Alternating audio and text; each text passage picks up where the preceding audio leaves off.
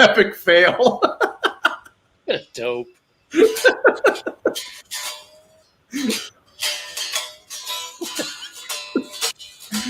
You know, when you put these things up here, it's like it blanks out the first frame of the clip. And everything that you put up there is like, I don't know if you can see it on my end, but every clip that I put up there just has my name on it. So even when you name it, give it a name, it doesn't pull up that way. So you can't even tell what you have. Oh, really? Yeah. It's like a shell game. Tag those or something. Anyway, I only see the one you played. I don't see the list. Oh, that's crazy. So, I don't know. So what's shaking over there? What's shaking over here?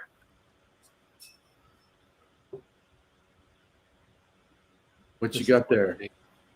Blackened. Yeah. Blackened. It looks like a whiskey of some sort.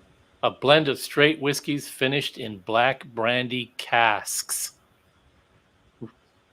Remastered by Dave Patel. Cask Strength Limited Edition. Batch 110. How do you remaster whiskey? That would imply that it was mastered the first time. Well, there's a whole shtick with that. And that was a that was a gift from Joe Barresi, the producer. He's probably best known as Tool's producer, but he's produced a lot of stuff. And in fact, you probably know more about I than some of the other. Yeah, I've been. I was lucky enough to get to hang out at his studio, and man, it is a gear museum, and it's actually like it was actually more notable for me at the time as being Kevin Gilbert's old studio.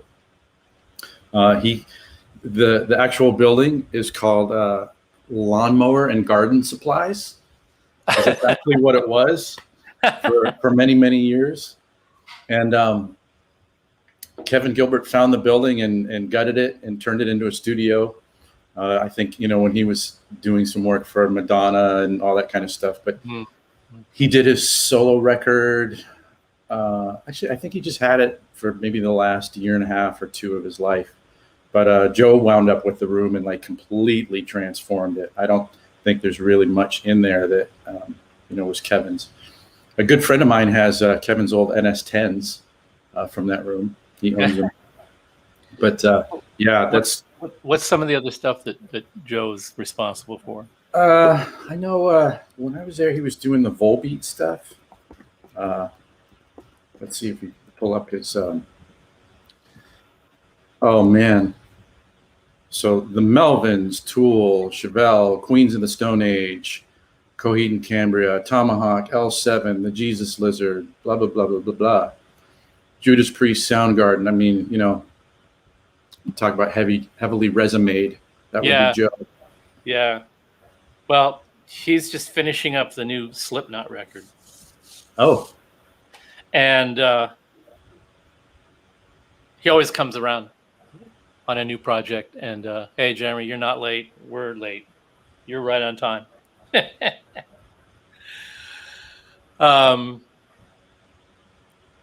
He's just a sweetheart of a human being. And I don't know what it is about people that spend a lot of time in super heavy, hard rock, grungy, heavy, pounding, overdriven, over the top, hard-edged hard rock. I don't know what it is about them, but they're always the most laid back, mellow, easy to get along with. Paige Hamilton, super sweetheart of a human being. It's just like their career is getting their yayas out, so they don't have to unload on. I was just going to say, it's like the work is the dialectic. It's that's the release, and then you get to go home and be a normal human being. Yeah. He's Maybe always I should play whenever he calls, and it's always humble. Like, you guys wouldn't have Joe. I have whatever you need, whatever you want to borrow, whatever you need me to loan you, whatever you want to try out. You don't even have to call, just show up, or else Yeah. if you have a list, then give me a couple of days advance notice so I can put some pieces together for you. Tell me what the project is, tell me where I'm headed, and then you're welcome to raid the candy store anytime, any day. Yeah. And I know, but I just don't want to be presumptuous and like, yeah, I know. And then after the project is over, he brings the stuff back. We hang out and talk a little bit, and he always brings back a little gift. The previous time was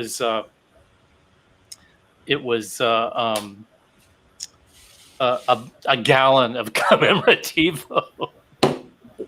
Wait, are you kidding? A gallon. A gallon.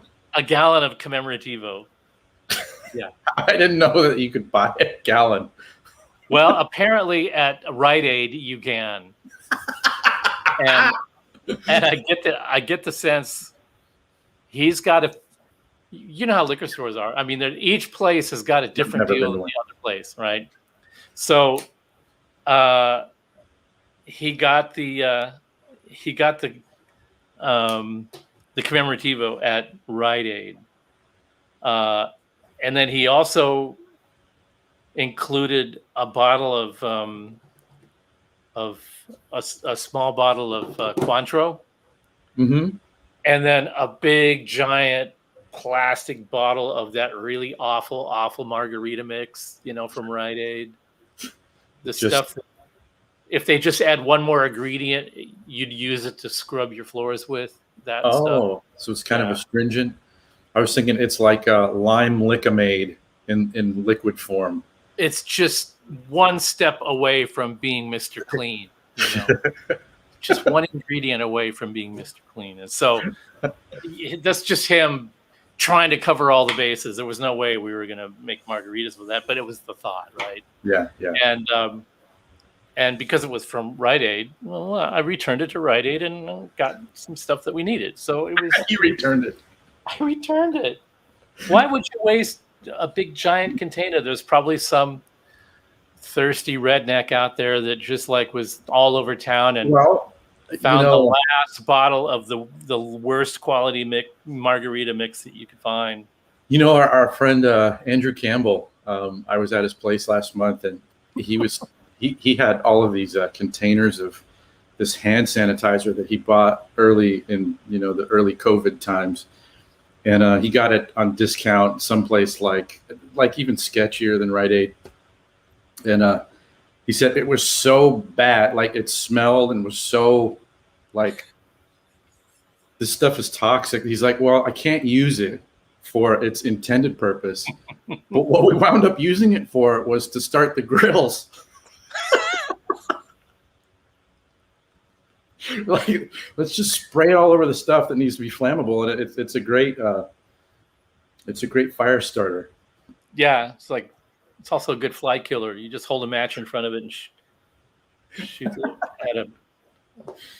Repurposing. I actually did that the other day. We had, of course, now that the COVID restrictions are relaxing, we've got gallons and gallons of sanitizer. Yeah. And all this stuff, right? And there's something going on in our building. There's a fly. There are a couple of flies that are just cannot get rid of them no matter what we've tried. They're long-lived. I was literally running around the factory the end of last week with the squirt bottle of this sanitizer, this industrial strength sanitizer that we use for spraying boxes of goods as they arrive, with a match in front of it, and I'm chasing these flies. People are like, "What are you doing?" And I'm like, "Okay, it's almost Friday. What do I know about what I'm doing?" Actually, you needed video of that. That's what we needed to have tonight. Some of your miniature improvisational flamethrower. recipe. Yeah, it probably would have looked a lot like the that Rites of Scenes, that Rites of Spring sequence in uh, oh,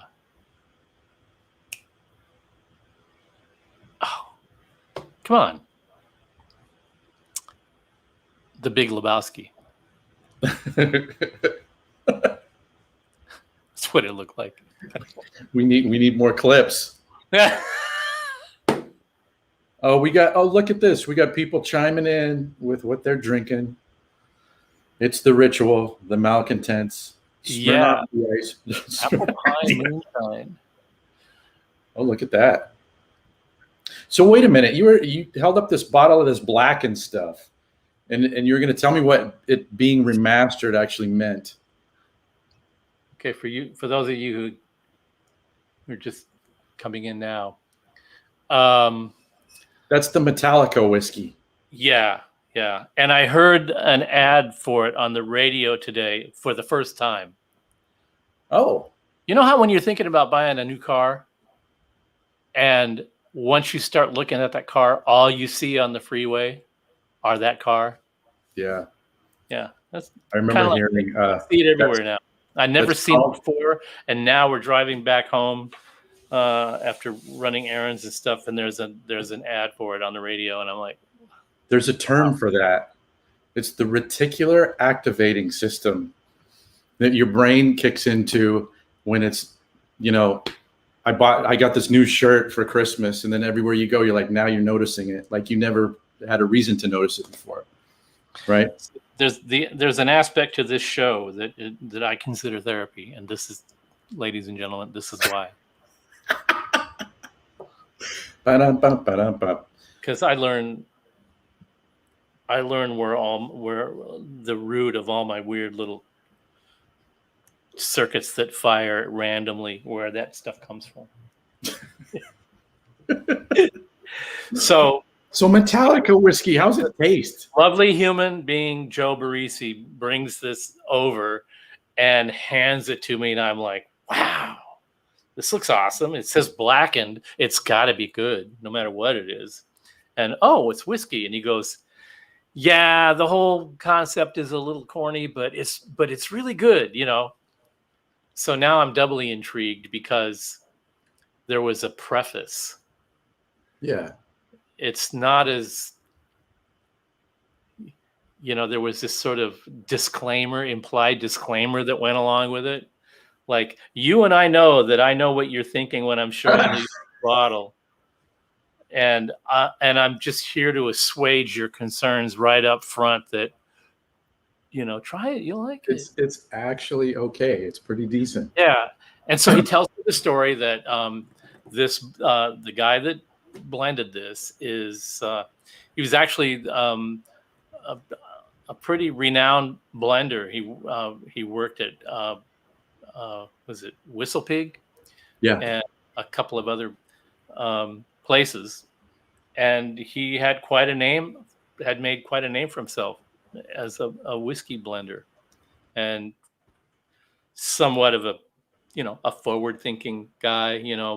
Conventions be damned. So once I started looking into him a little bit, I was going, oh, this is my kind of guy. And then Dave passed away on blah blah blah, and I'm like, oh, he passed away relatively recently, but apparently he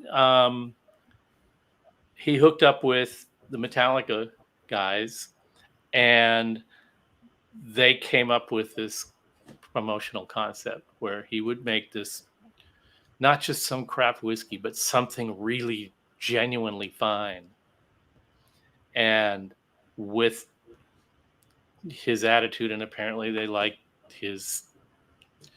that he was willing to, break rules and, ruffle feathers and stuff like that. So they fronted him the money to start this Blackened brand. And Blackened being the title of a Metallica song, by the way. Yeah. And so this bottle is labeled Batch 110. Okay. And so I looked up that, and So I'm scrolling down on the website and I'm seeing all this stuff, and I'm like, oh no, you're not going to tell me what batch 110, that's what batch 110 means. And yeah, that's what it means.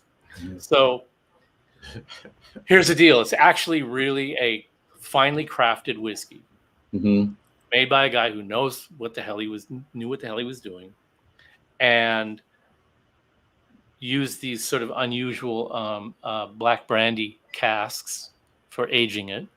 And then the finish was that they put all the barrels in this special insulated room with speaker system set up and blasted it with tracks from the Black Album. Oh man. And the different batches represent a different song list. And yeah, I'm like, are you serious? And what is that supposed to accomplish? Well, it's supposed to be fun marketing, which if you just look at it as a fun, kicky marketing thing, then fine. Yeah. But they go a little farther and say that the low frequencies coming out of the subwoofers, here we go, agitating the barrels, is causing the liquid to work its way into the grain of the barrel from the inside, and blah blah blah blah. And this is where I'm going. This is where I'm thinking, wow, that's like, who's going to be interested in that? And as soon as those words came out of my mouth, I went, of course, the entire planet's Metallica fans are going to be interested. Right, yeah, because that's a substantial subset of the world population. So, okay, who am I to say? If they're buying it, great. So it sat here for a week. Not the Devil's Cut.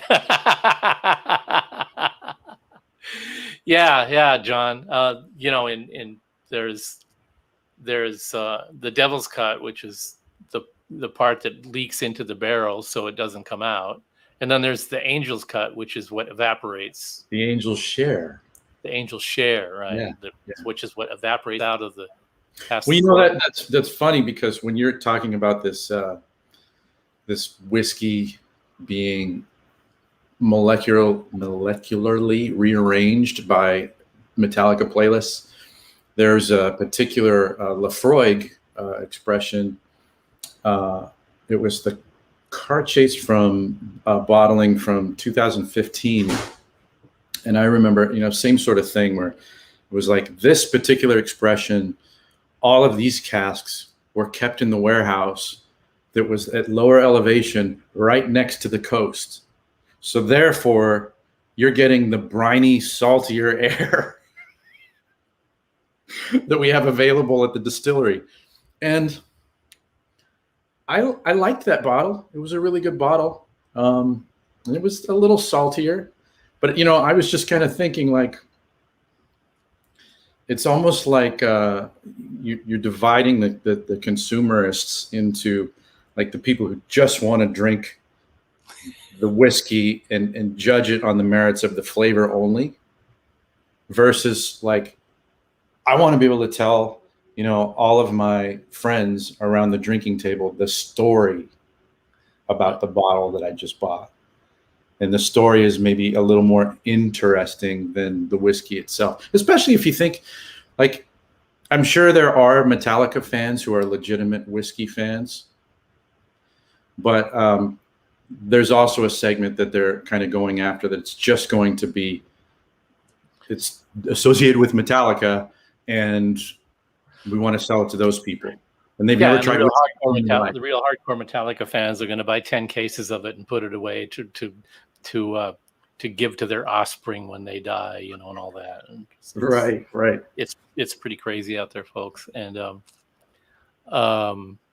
oh man, Bear, that's hilarious. What would the St. Anger snare do to booze? Oh. That's a good question.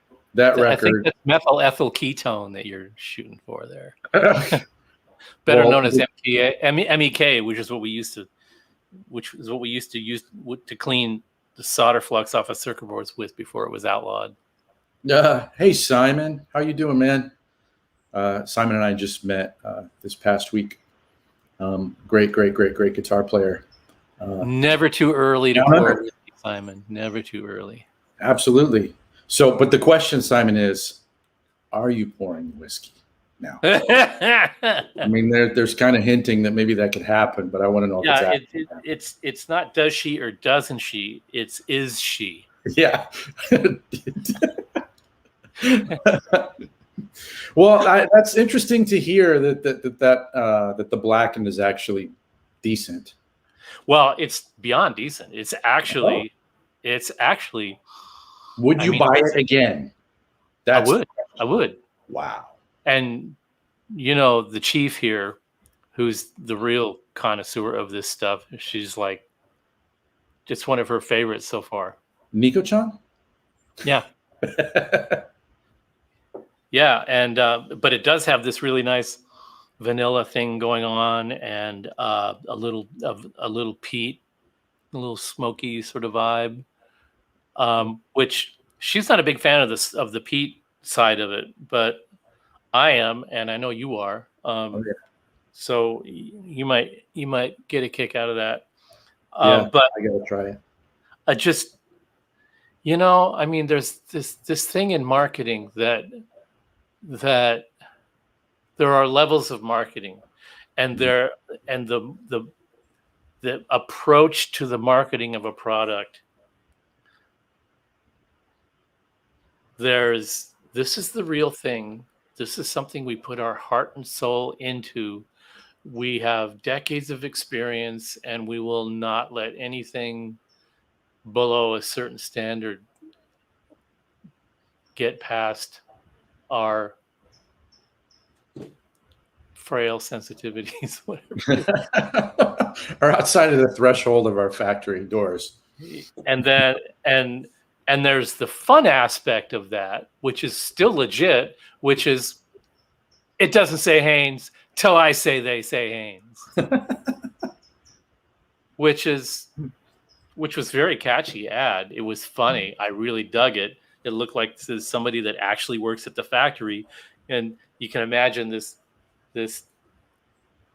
chunky woman sitting there all day, stretching men's underwear and going, "Yep, nope, yep. I know that right. Henry wouldn't like this. Oh, Henry would love this." And so there's that aspect of it. And then there's the committee, the marketing committee, where they take a pitch and they throw it around the room, and they start inhaling their own gases and start getting a little silly. And if they're smart, they park it there for the day, and I'll come back the next day or 2 or 3 days later with a fresh perspective, just like in the early 90s when you went in the recording studio and you're mixing and you go, "I think it's all there, and let's just go ahead and send this off to mastering." And somebody goes, "No, let's look, I got some stuff to do for a couple of days, and then the studio's open again on Thursday. Let's all just take a refresh and come back on Thursday and just give one more listen." And that's where you hear the result of everybody doing 29 lines of blow while mixing. And you can hear that everything is louder than everything else, and nothing fits in the mix. Well, there's actually the story about the Metallica album that song Blackened was actually on. Is pretty coke-fueled ridiculousness. There's no bass on that record. Probably no room for it. But bass was tracked for the record. Yeah. But Cliff Burton, the bass player, had, the original bass player, the primary original bass player, had died. they brought Jason Newsted in and treated him like crap and hazed him like crazy. And when it came time to mix that record, which was the first full record that he played on, they thought, well, in particular, it was Lars, the drummer, thought it was a funny idea to like pull the bass down and not have Jason on the record pretty much. And it was such a mess that I forget who the mixing engineer was on the record, but you can find this clip on YouTube. He's out there talking about contacting his agent, trying to get off of the record. Like, I don't want my name to be on this record. I want somebody else to finish the record, because this drummer keeps coming in and like demanding these changes. And the record went out like that. It's the goofiest, driest snare and no bass. Yeah, it's like all drums and bass. I mean, no, drums and guitar and James vocals, and that's it. Yeah, really goofy sounding record. Yep. Yeah. So you know, then you come back and you start looking at you start going over your notes from the previous meeting, and people are looking at each other going, who the hell's idea was that? You know, or gee, maybe we should like, by the light of the day. Yeah, maybe we should do a couple of meetings without Bob, you know, or something like that. You know, and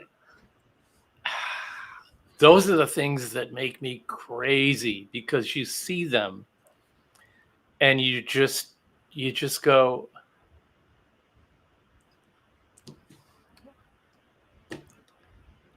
they're inhaling their own gases. Uh-huh. Letterman had Rush Limbaugh on his show one time, and Rush is doing Rush, you know, blah blah blah blah blah blah blah blah blah, and Letterman was not trying to be mean-spirited. You could tell by the look in his face. You could always tell when, by the look in his eye, if he was bored or just looking for an opportunity to get something in there. Sure. Or if he just legitimately was curious, you know. Mm-hmm.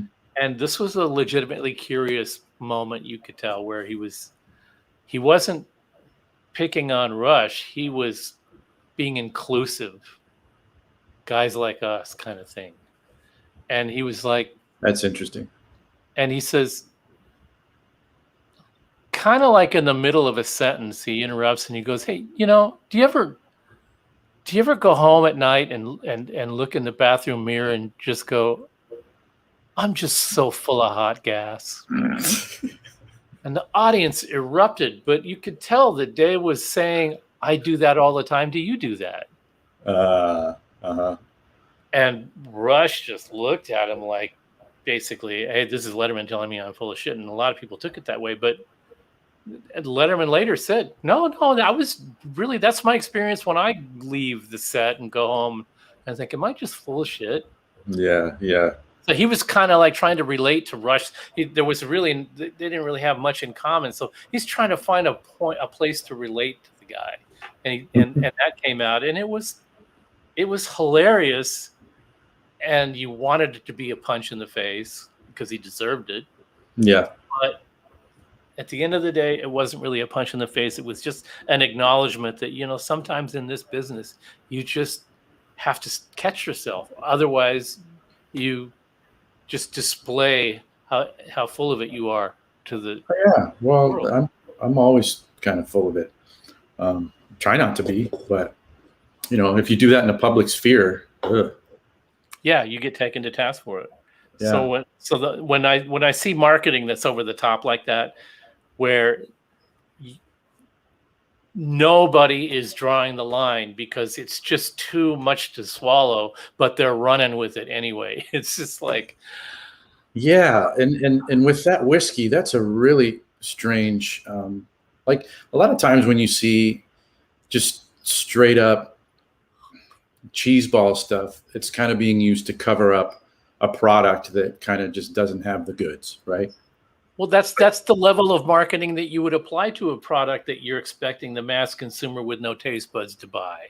Yeah, but what you're telling me is it's actually legitimately good and did not need that storytelling around it to sell it because Right. it was good on its own.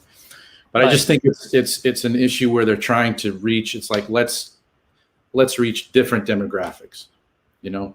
But that's kind of the interesting thing is that they really took a big gamble there with the whole playlist thing, because if I'm a whiskey connoisseur and I hear that story, I'm kind of tuning out, which it sounds like you were sort of thinking when you first heard about this stuff.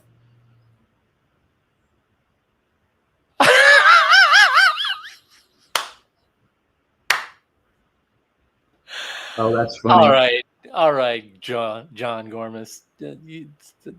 Man. All right. Here's to you for that one. That was awesome.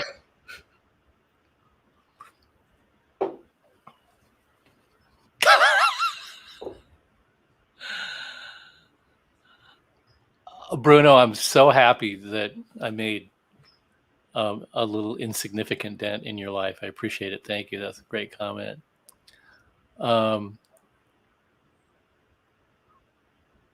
Stephen, that's you saw the open and close shows for the Master Tour had both bass players on that tour. Wow. Imagine what both bass players? It would be at two different shows. So he's saying that Jason finished out the tour. Oh. Cliff died in the middle of the tour, you know, at some point during the tour, and then they had to finish it with Jason. and then we have the Rush reference. Why not? Yeah. So of course there was some marketing mumbo jumbo that was going on last week that had me at a fever pitch, because the players involved were like, seriously, this is what you're going with? And the stuff that was being discussed and the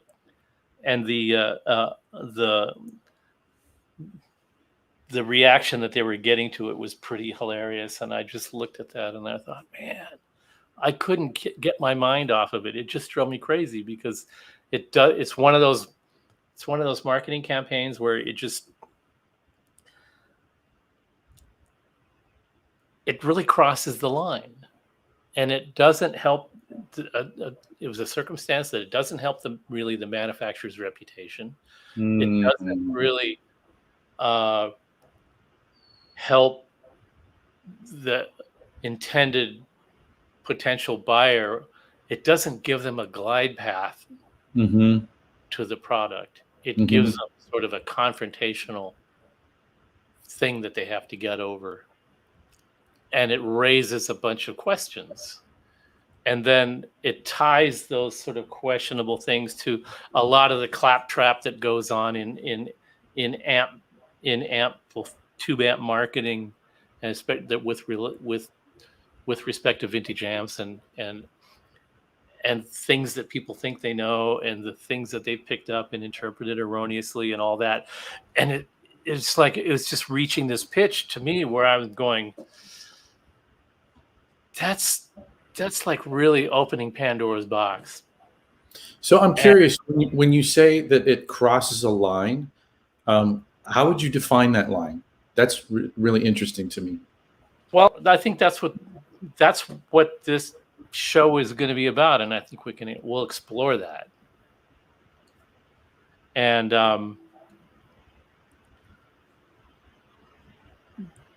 there's the over-the-top marketing that is practically nonsense, and then there's the marketing that's aimed at, we know that we make this high-level, mid-level, low-level product that we're selling to the high-level, mid-level, low-level segment of the market at this, or this price, and our marketing message has to be commensurate with that. There's that awareness. And then there's getting all three of those things skewed to the point where, what really is this? I'm not claiming to be a marketing expert. We're not the sharpest marketing organization on the block. We don't throw a lot of money at marketing. We just do it by word of mouth. We talk about what we're doing and why we're doing it, why we're passionate about it, and if it works for you, great, and if it doesn't, we understand, and blah blah blah blah. And then there's people that come to us and they ask us to pitch them, and we say no, we're not going to do that. Mm-hmm. And then there's the segment that asks, what is your product about? And then we explain it. And then there's the people that say, people I respect use your gear. And I have a specific situation that I need to get a resolution to. And from what I understand, you either have something that will work for me, or you'll understand my circumstance and maybe help me make an intelligent decision about which one of your products to buy, blah, blah, blah, blah. And that happens from time to time. And on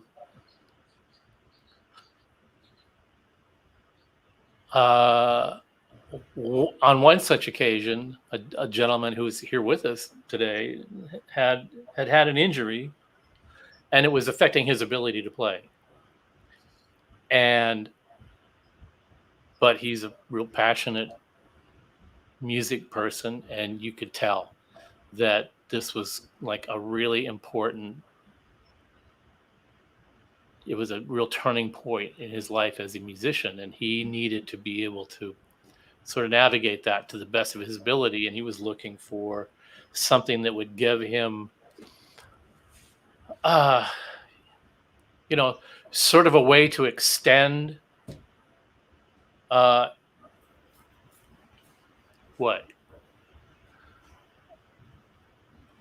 some way to sort of facilitate him in managing this crossroads that he was at. Okay, sure. And it was the same time that the Ether had just come out, and he is friends with David Torn, and he was recommended by David Torn, and Torn was using the Ether by then. And he was looking at he was looking at a model that we no longer make, and asking me if we still made that, if there was something like that. And after listening to him talk for a while, I just thought, I don't know what the guy's budget is, and I don't want to oversell him, but I think he's an Ether guy. Yeah. Because it's just from listening to him, getting inside his head. The thing that I do, I like to listen to people where they're at musically, where they're trying to get, what inspires them, and all that. And I just thought, this guy's an Ether guy. And so I had watched this about a week before that. I'd watched this Twilight Zone episode. Sometimes we just binge watch vintage TV series because they're wonderful, but especially Twilight Zone. And I had watched this one episode that I really am particularly in love with, called What You Need. And I just said, man, I think I have what you need. And he said, that's good enough for me. Do I send you my credit card? I didn't describe the amp. I didn't tell him how to use it or anything, or how many watts or blah, blah, blah. It was just listening to him. I think I have what you need. Yeah. And he went, I think you do. And we shipped it to him. And he goes, you were 100% effing right. This is exactly what I needed. So did you feel like the guy from the sort of magical? I felt character like I felt like I had made a friend for life, and I felt like I had done something for somebody Oh, that's besides wonderful. just make and sell a product. Mm-hmm. And he's here, and he says that it was Saul Cole of Cole Guitars who hooked us up. And Saul is another good buddy of mine who is passionate about wood and music, and a fellow punk rocker, and just all around. He knows more about wood than most guys that chop wood into little pieces and put strings on them and pickups and say, "Here's a guitar." So yeah, I felt like I just like keep going back to that episode and going. I love that phrase. Yeah. What you need. Let's play a little clip. Go ahead. You're looking at Mr. Fred Renard. This is a sour man. This is a man who has lived 36 failure-laden years, and who at this moment looks for an escape. And this little old man is just what Mr. Renard is waiting for. Something for you, miss? I guess I need some matches. You don't need matches, miss. I think I know what it is you need. Cleaning fluid. Oh, very good cleaning fluid. Guaranteed to remove spots of any and all kinds. It's what you need. What do you got, Pop? Shoelaces, perhaps, or matches? I'm afraid not, Pop. They wouldn't help me. Tell him, Lefty. Tell him what you need. A new left arm. Yeah, Lefty was quite a pitcher in his time.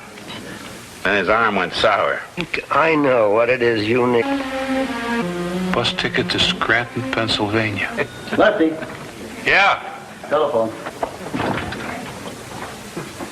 Old manager of mine. Been looking for me for 3 weeks. Got me a job. Coaching job. Minor league club in Scranton, Pennsylvania.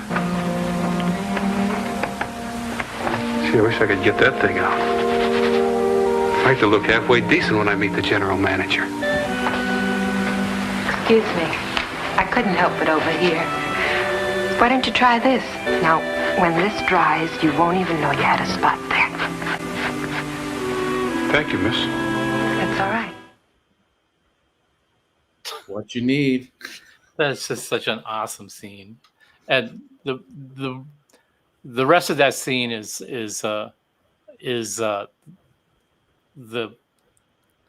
has-been pitcher and the cute young girl go back to her table at the bar and strike up a friendship, and I think they end up leaving town together, and so it was like this happy ending within the story, and but he's got this talent. He's got this talent for sussing out. He's a street corner, huckster with a tray full of knickknacks and tchotchkes to sell, but he's got this special gift. And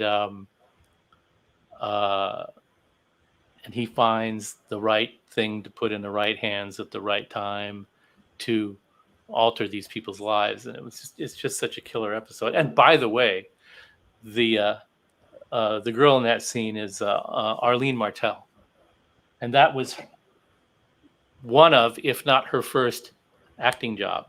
She's 23. That was 1959, and she went on to have quite a career in television. And so I pulled a little fast one on Joe. That happens often.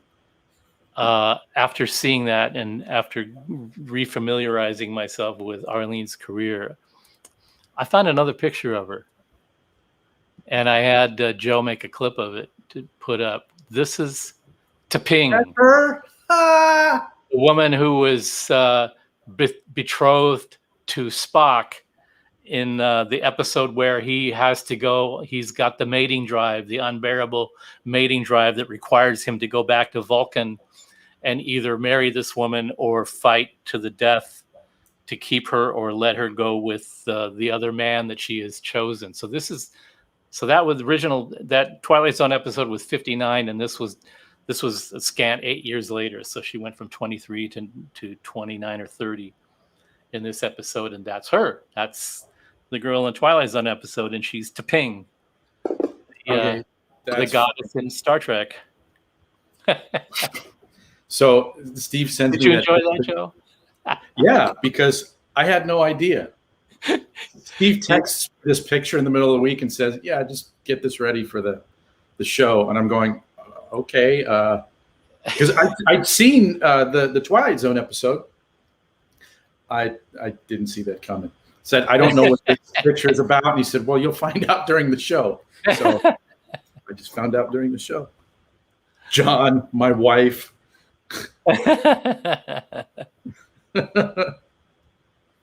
Oh man. Oh God. I'm just reading some of these comments here. Yeah, me too. So you have a story about fixing your mom's vacuum? Yeah, I don't know. That might have been one. Was that one of our shows, or was that on? I don't remember hearing that story. Yeah, John, I remember you very well. In fact, I was talking to Mark Williams the other day, and told him that your name popped up, and he was like, "Wow, that was a blast from the past." And so Mark says, "Hey." Oh, here we go. BJ's talking about the origin of hearing about the vacuum story in an old interview. Oh, Whiskey and wires?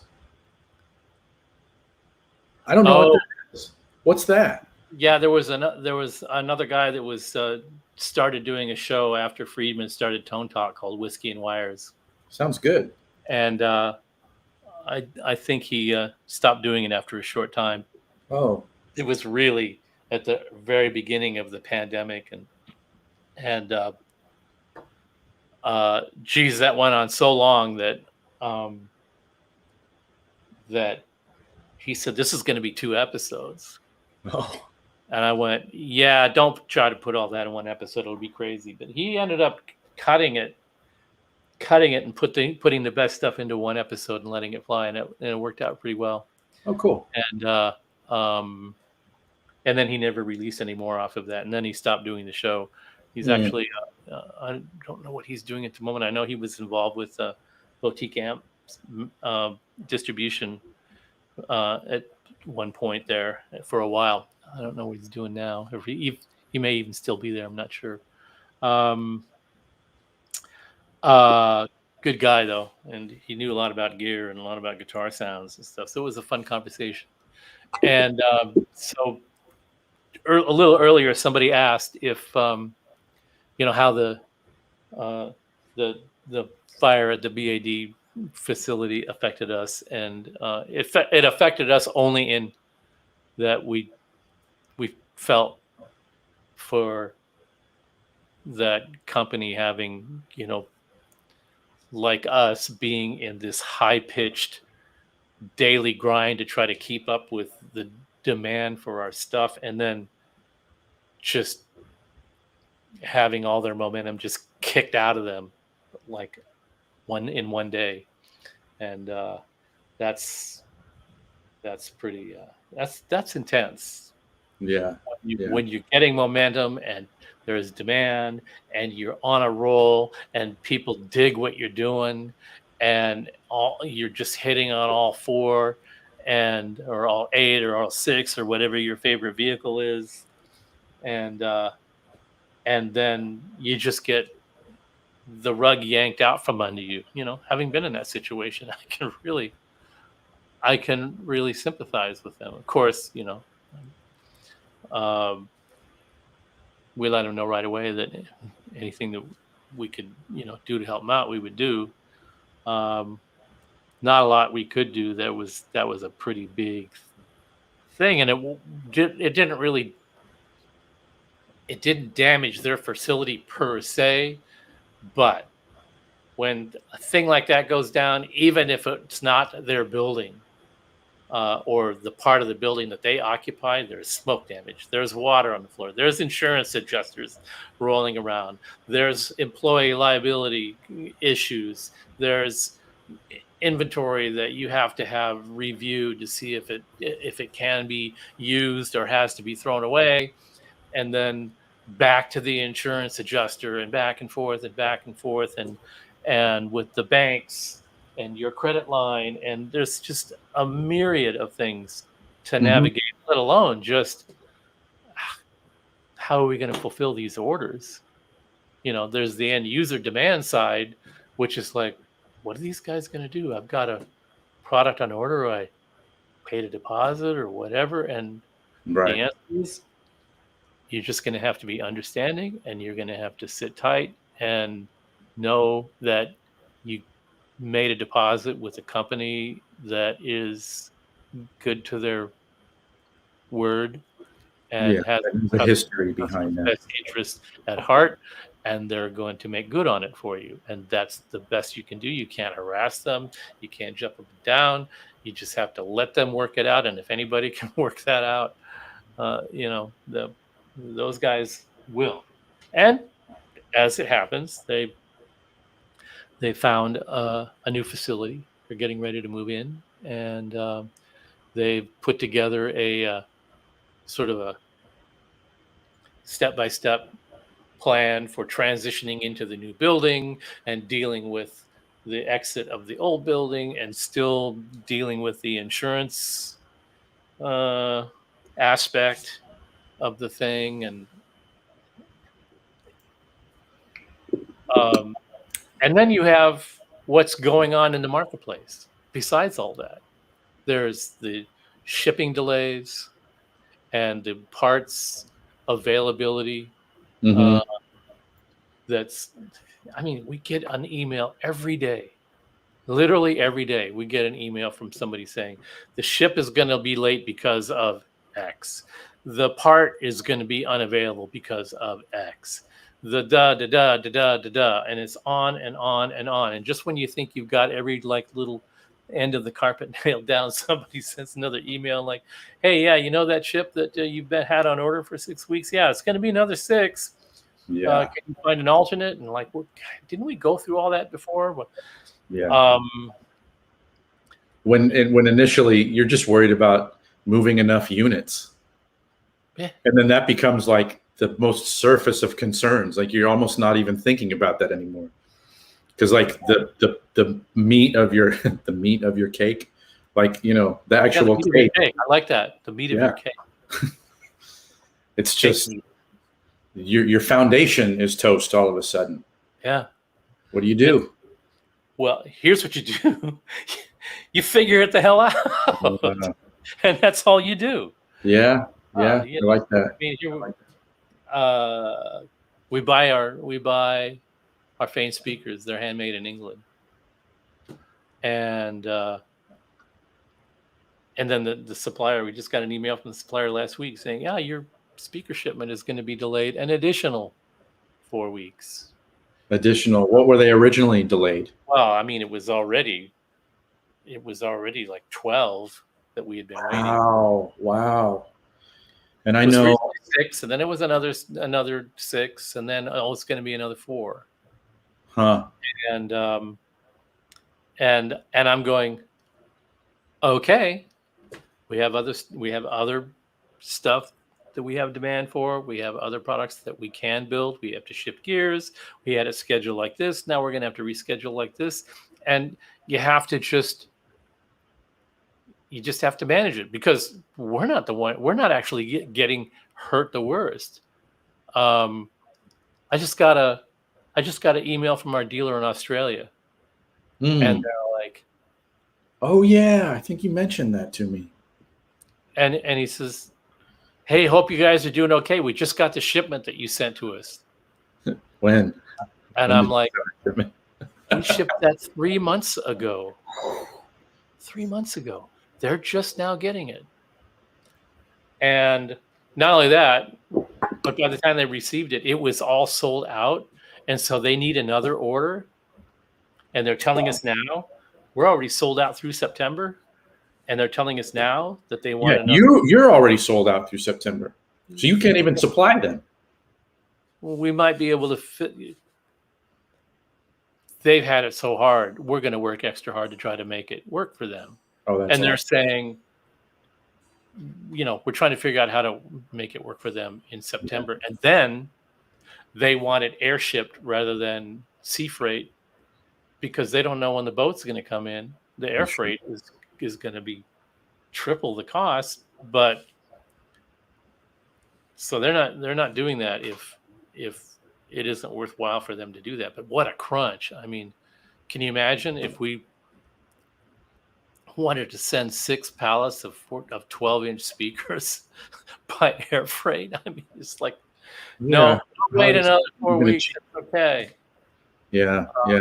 And all the cabinet suppliers that are out there are like saying, wood's not available, wood's not available, wood's not available. And some of the places are buying plywood to have in-house, buying more inventory of plywood to have it so they can continue to make their product. They continue to make our product and all of that. Then today I read the futures market for plywood has dropped 60% because now all the wood suppliers have caught up with the demand, and now there's an oversupply.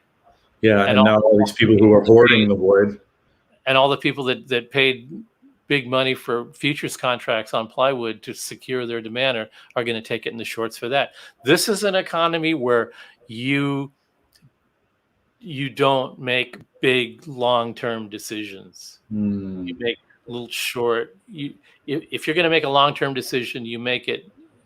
You're going to take a long-term position in something. You make it manageable enough to where you don't get slammed if it goes the other way. You don't put all your eggs in one basket. You don't put half your eggs in half the basket. You put 20% of your eggs in 20% of your basket. I think that's a really interesting thing, if you want to get into it here, for a company the size of yours, doing the disparate product types that you do. I mean, now having the PLIR kind of on deck, with an actual digital IR loader. I mean, that's kind of crazy to me. And then you're dealing with the global kind of chip shortage or, whatever. But like, it was actually, I remember how it took me a minute to wrap my head around seeing a Fryette project with like LEDs and digital stuff in there. I'm used to seeing that from stuff like, I don't know, just the much larger companies, that are, the Korgs, the people who are traditionally kind of in that lane. And it's like, man, I've been to your shop. I know how many people work there. And you've got the old school heads, you've got cabinets, you've got combos, but yet all of this, the power station stuff, the PLIR, like that's in a way, like it's got to be a headache to manage. But I wonder if you could speak to, does it almost hedge your bets a little bit where, like, if the PLIR is delayed because of a chip issue, you can actually sort of switch your focus and maybe work on the Deliverance, the Deliverance 2 or something like that, right? Because you've got more than just one specific type of product that you have in the marketplace.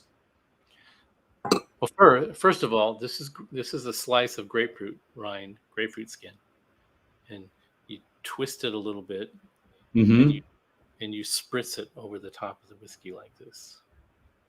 It's sort of like an old fashioned, but it's grapefruit. Oh man! I'm sorry. What did you say? No, I'm just kidding. It said, in any company, diversity is going to be the strength. The more diversity, the more the team needs to be on top of the different aspects of the diverse products that you produce. And our version of diversity used to be the Deliverance head, the Sig X head, the Ultra Lead head, the 50 CL head, the 100 CL head. That wasn't really diversity. Right. It just looked like diversity. Yeah, within a much smaller lane than what you're dealing with now. Right. And the Power Station and the Power Station 100 and the Power Load, the Power Station and the Power Load came out to more or less together early on with the GPDI. Mm-hmm. The real revelation of the Power Load, it was the first product that we ever made that didn't have a tube in it. Oh, I didn't even think of that. Wow. Yeah, you don't even think about that. It goes with the tube amp, but you don't even think about it. But when you say because that, your pedals even had tubes in them. yeah, and when somebody said to me, "Oh, that's your, is that the first product you've ever made without a tube?" And it just went, I didn't even think about that myself. It just That's funny. Why would that be? Well, because I think all of the product designs are commensurate with the direction and designed to fulfill or produce a desired outcome. Mm-hmm. And that's how I see it. I didn't see the Power Load as being a non-tubified. Yeah, you weren't trying to product. diversify your product line away from dealing with tube stuff. You were just solving problems. Yeah. And that became really apparent when the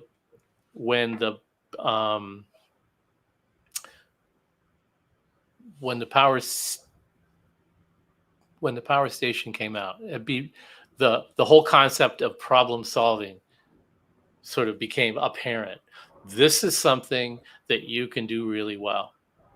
Why? Because I'm a problem solver, first and foremost. That's how I see what I do. But the history with power amplifiers, solving problem. And behind the so when you want to get a bunch of different sounds, one amplifier is like kind of, especially at that time, one amplifier was a one-trick pony, and you needed 3 amplifiers, or you needed pedals, and you needed to do these things with your guitar volume and pedals and do the dance, and then came switchers and all of that, and something needed to tie all that together. We needed the rug to tie the room together, and yes, I love Lebowski. There's always going to be Lebowski references because they fit. So yeah, the power amp was a solution to a problem: how to make a rack system sound like an amp and feel like an amp. And then on and on and on. We made a preamp, and then we made multi-channel amplifiers, try to solve the problem that way, the problem of getting multiple sounds on the fly. And those were all just as a direct result of guitar players trying to make a transition from one type of sound to another type of sound, either within a composition, within a song, within a performance, or within a set. And so when the Power Station came along, that was a solution to a lot of problems, a lot of different people's problems. And then the Power Load was an extension of that. And waiting on the Fryette user base, because now you're no longer locked into, I either want the Fryette sound or I don't, whatever. Now you're selling these units to people who've never played through a Fryette amp, maybe don't even know that they exist.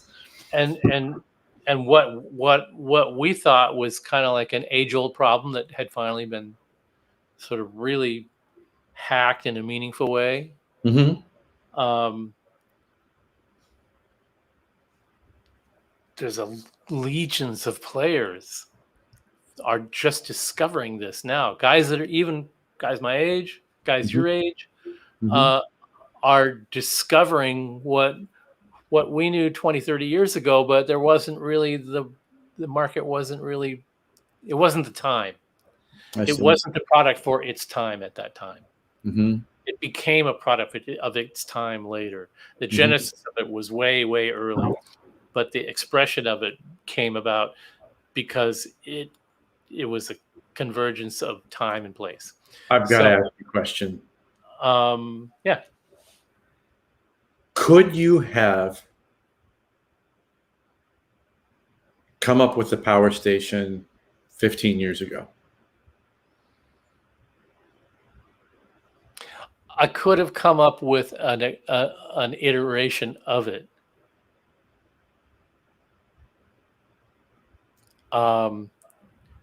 It really is a convergence of a lot of things. There's, first of all, there's necessity. Necessity is the mother of invention. Mm-hmm. In this case, the necessity wasn't designing and building the product and providing the product to players. The necessity was expanding my knowledge base so that I could make it what it is. Okay. Okay. And we discussed this before. Seriously, full palette. I got 8 plates in front of me, and the pasta is like falling off the edge of the plates on every single one of them. Mm-hmm. And I have a focus attention problem that I need to have those 4 or 5 plates in front of me and take a bite out of each one all the time.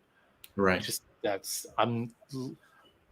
Some people are less productive when they've got 10 things to do. I'm more productive because I get to shift gears and get out of a headspace where I might be going in circles. How if I far get too OCD about designing a circuit board, for example, where I'll be moving a pot around a board for an hour for no reason.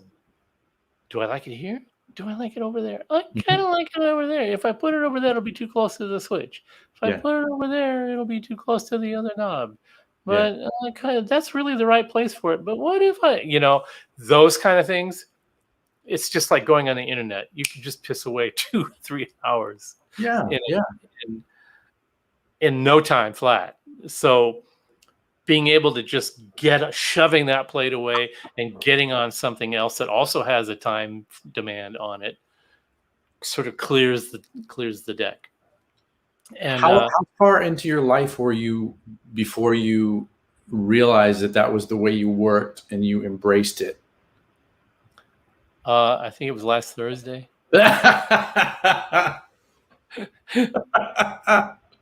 Because I think, I could see some people feeling like for a long time, like that's a detriment and I wish I were different, rather than going, no, that's who I am. This is how I'm wired. I'm embracing it. And this is how I've got to do stuff. Hey, BJ, here's the thing. The effects loop was entirely coincidental to the product design. It was like, now that you have this, you can do this. That was such a no-brainer. And I appreciate your comment. And thank you. And I felt exactly the same way. When we put the 2 pieces of the puzzle together and it was working, then it was like, hey, put an effects loop in there. It was like really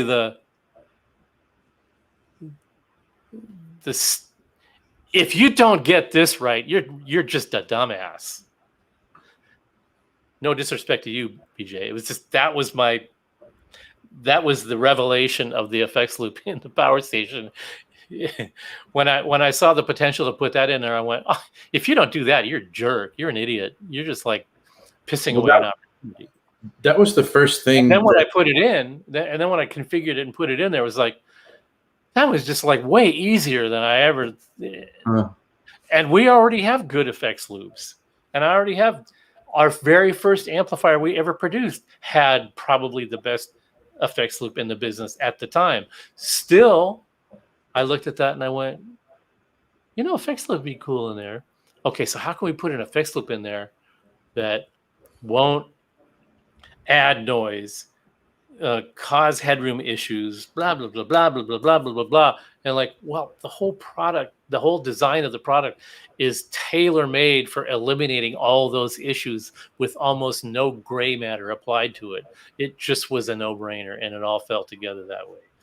So the real funny thing is, of course, is that when people check out the power station, they go, yeah, the reactive load thing is cool, and the power tube's driving the speaker, that's okay, but that effects part is the genius part. And I'm like, great. That's what attracted me to it first. Yeah, I'm thrilled. That was like, when you're a songwriter, you're an artist, and a lot of you guys. And if we're being honest, when we have our real strokes of genius, we have the feeling that we've been gifted with something. And if you pat yourself on the back and go around and tell everybody what a killer fucking songwriter you are all the time, nobody's going to want to talk to you. No. You acknowledge that you've sort of cracked a barrier where something was suggested or transmitted to you or handed to you in some way. Mm-hmm. John Lennon used to say this all the time. Hank Williams, he says, when I want to write a song, I just stop thinking. Oh yeah, sure. And the good Lord gives me the song. It's like if I shut my brain off and shut my mouth. Put the antenna up and shut your mouth. What? Put your antenna up and shut your mouth. Yeah, yeah. And I did say thanks. I did say thank you, Brian. Just so you know. Yeah. But I'll say it again in case you didn't hear it. Thanks, BJ. I appreciate the compliment.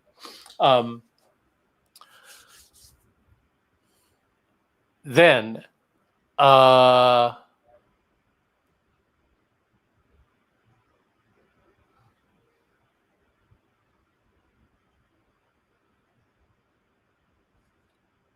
we went from doing that to doing the power load to then going back and fielding feedback from end users about what other problems they have that a power station might normally solve but doesn't quite, and that gave rise to the PS100.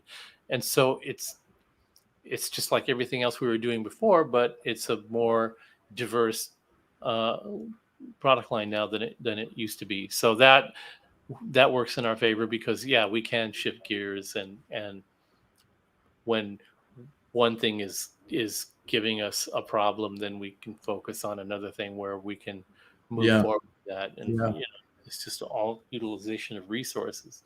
Well, that's interesting, and that was great to hear those answers there. But kind of returning to the things we were talking about, kind of at the top of the show, it's like you have all of these things you're juggling, but you're almost I don't know if it's allergic, but sort of anti-sales. Like you don't want to be a salesman. Well, it's like sort of antithetical to your thing. You just kind of make the stuff, put it out there, educate people, and hey, if you want it, it's here. That's fine. It's not my gig. It's just not my gig. Yeah. Simon, if you go to our website, down at the bottom of Fryette.com, there's a link that says manuals and literature. And in there, you'll find, actually go to the power station page, and you'll see a block diagram of how the power station operates internally, bit by bit, input to output, how the signal path flows through the thing. And in there, you'll see and understand what a lot of people fail to understand about why the line out is the way it is. So when you have an amp and it has a line out, the line out is a padded down speaker out that you can use to do other stuff with at like a line level. You can send that line level to a power amp, to an effect, to a power amp, to an IR loader, to a DAW, directly to a DAW where you have IRs as plugins. The idea there is to get the direct reactive behavior off of the speaker output of the amp, and it's assuming that the amp is plugged into a speaker. So it will pick up all that reactive behavior and the performance of the amp, and then you modify that with the cab simulation, and then you have all the feel and all the elements tied up there. And then you take that and send that to an effect, and then you send that to the thank you. Then you send that to like a DAW, for example. All right. So in this example here, it's showing the head at the bottom. And I gotta make this bigger so I can see it for me. You don't, you guys. Sorry guys, it's kind of hard to cram it all into one screen. Yeah. At the bottom, you've got a head going into the amp in, and you can follow that black line from the amp in jack all the way to the top of the drawing to the bypass switch that goes to the speaker out. And the blue signal indicates that the signal is going into the load, the reactive load. So once the amp goes into the load, it's converting it down to a line out level. And that's the sound that you send to your interface and then to a DAW, which I presume you have some kind of a IR, a room creator, or an IR loader where you can apply the IR to the dynamic sound and feel of the amp. And then you see above the line out, the next jack is line in. That's interrupting the signal coming from the amp in and the reactive load so that you can feed a signal directly into the power amp through the effects loop and then out to a speaker. So when people see the line in and the line out jacks above each other, they have this idea that, well, you know, the line in, the line out should be after the line in. And this is the reason that it's not that way. So the problem with doing it the way you would like to have it set up, which is so that the volume change could happen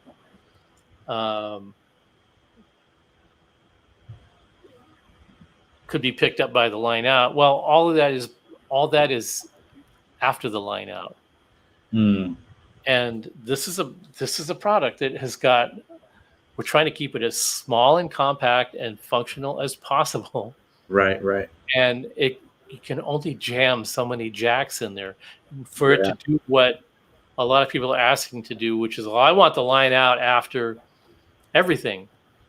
If that's what you want, then that means that you want an additional line out at the speaker out of the power station itself, which is, in effect, if you do that, you need another load on the output of the power station, which you can do with the power load, but then it's getting a little crazy. Is it a bad crazy? No, it's a good crazy. It's not an inexpensive crazy, but it is a good crazy, and it is a functional crazy. And we had demonstrated that a couple of episodes ago, putting these things in series and then getting them to do all kinds of crazy things that no other combination of gear will do. So unfortunately, we can't do all of that stuff and add a second channel so that it's stereo and keep it in that size box for $8.99. I'd love to be that good of a magician, but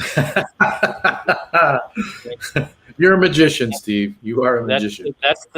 I can only pull 2 rabbits out of a hat simultaneously. That's my goal. Oh man. What I was saying earlier is like my forte is problem solving and troubleshooting, and that's what I consider my 2 most important. Well, you were a guitar player, and then you were repairing amps.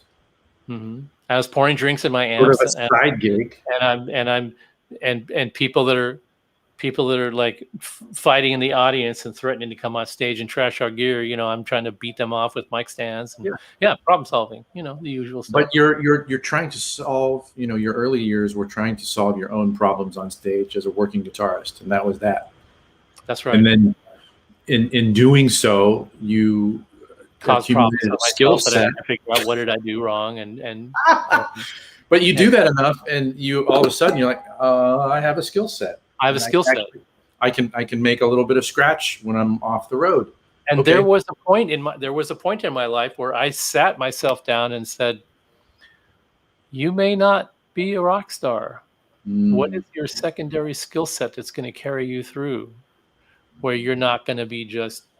That's very interesting to me. That guy that ends up wherever, and I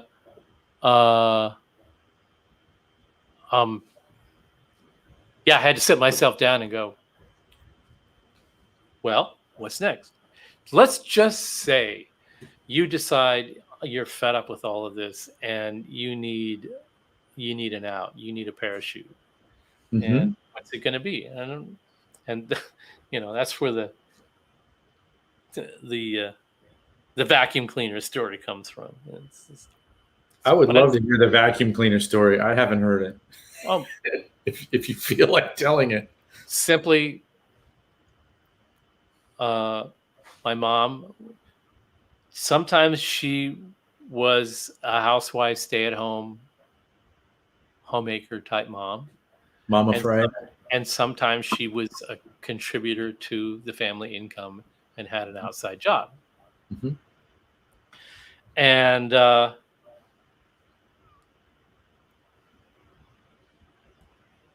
so she kept a very orderly house, and everything had to be orderly. Everything had to be neat. Everything had to be clean. Everything had to be put away. Everything had a place. And okay. She was terribly organized, and she will say that I didn't have patience as a mother, and I did a lot of things wrong, and we all say that things about ourselves. So she's a perfectionist, it sounds like. Total. Yeah. And but the one thing that she always did when she was vacuuming the house is she would yank the cord out of the outlet to go to the next room from about 10 feet away from the AC outlet. Oh, yeah. And after you do that 30 or 40 times, you eventually just pull the cord out and the plug stays in the wall. I've never experienced that, but I can well, see that. these were in the days when it the wasn't end plug was actually wasn't necessarily all molded together. It right, was, exactly. Yeah. There were two pieces. Yeah. And every once in a while when she would do that, the wires would short together as they were being yanked through the little exit hole of the AC plug, and would blow a fuse. Mm-hmm. And by that time, I understood how a light worked, how a light switch worked, how a power cord worked. So how old were you? What are we talking here? By then, I don't know, 8, 9. Really? Man. You got started a lot earlier. I was already pretty far along, taking stuff apart and putting stuff together. But yeah, 8, 9, 10. Wow. Let's see, 10. Yeah.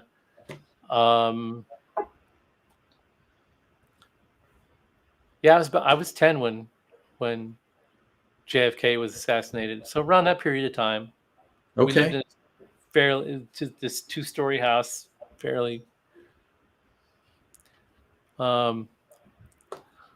Actually, 2 stories and a basement. So a lot of up and down, and an older house. This is Seattle?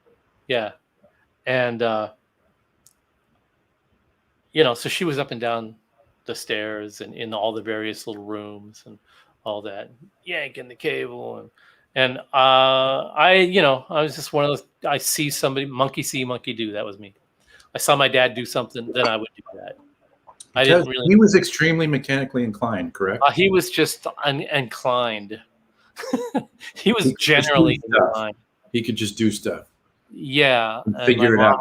my mom said he wasn't one of those people that let an obstacle get in his way. If he didn't know something, he would go down to the library and either read the book at the library or check the book out and come home.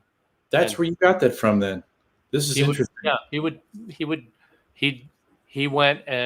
to the library downtown Seattle and checked out the service manual for a 58 Thunderbird and rebuilt the engine in our. This is actually the service manuals that actually tell you how to adjust the valves. Well, no, this was actual service manual. It wasn't. Oh, okay.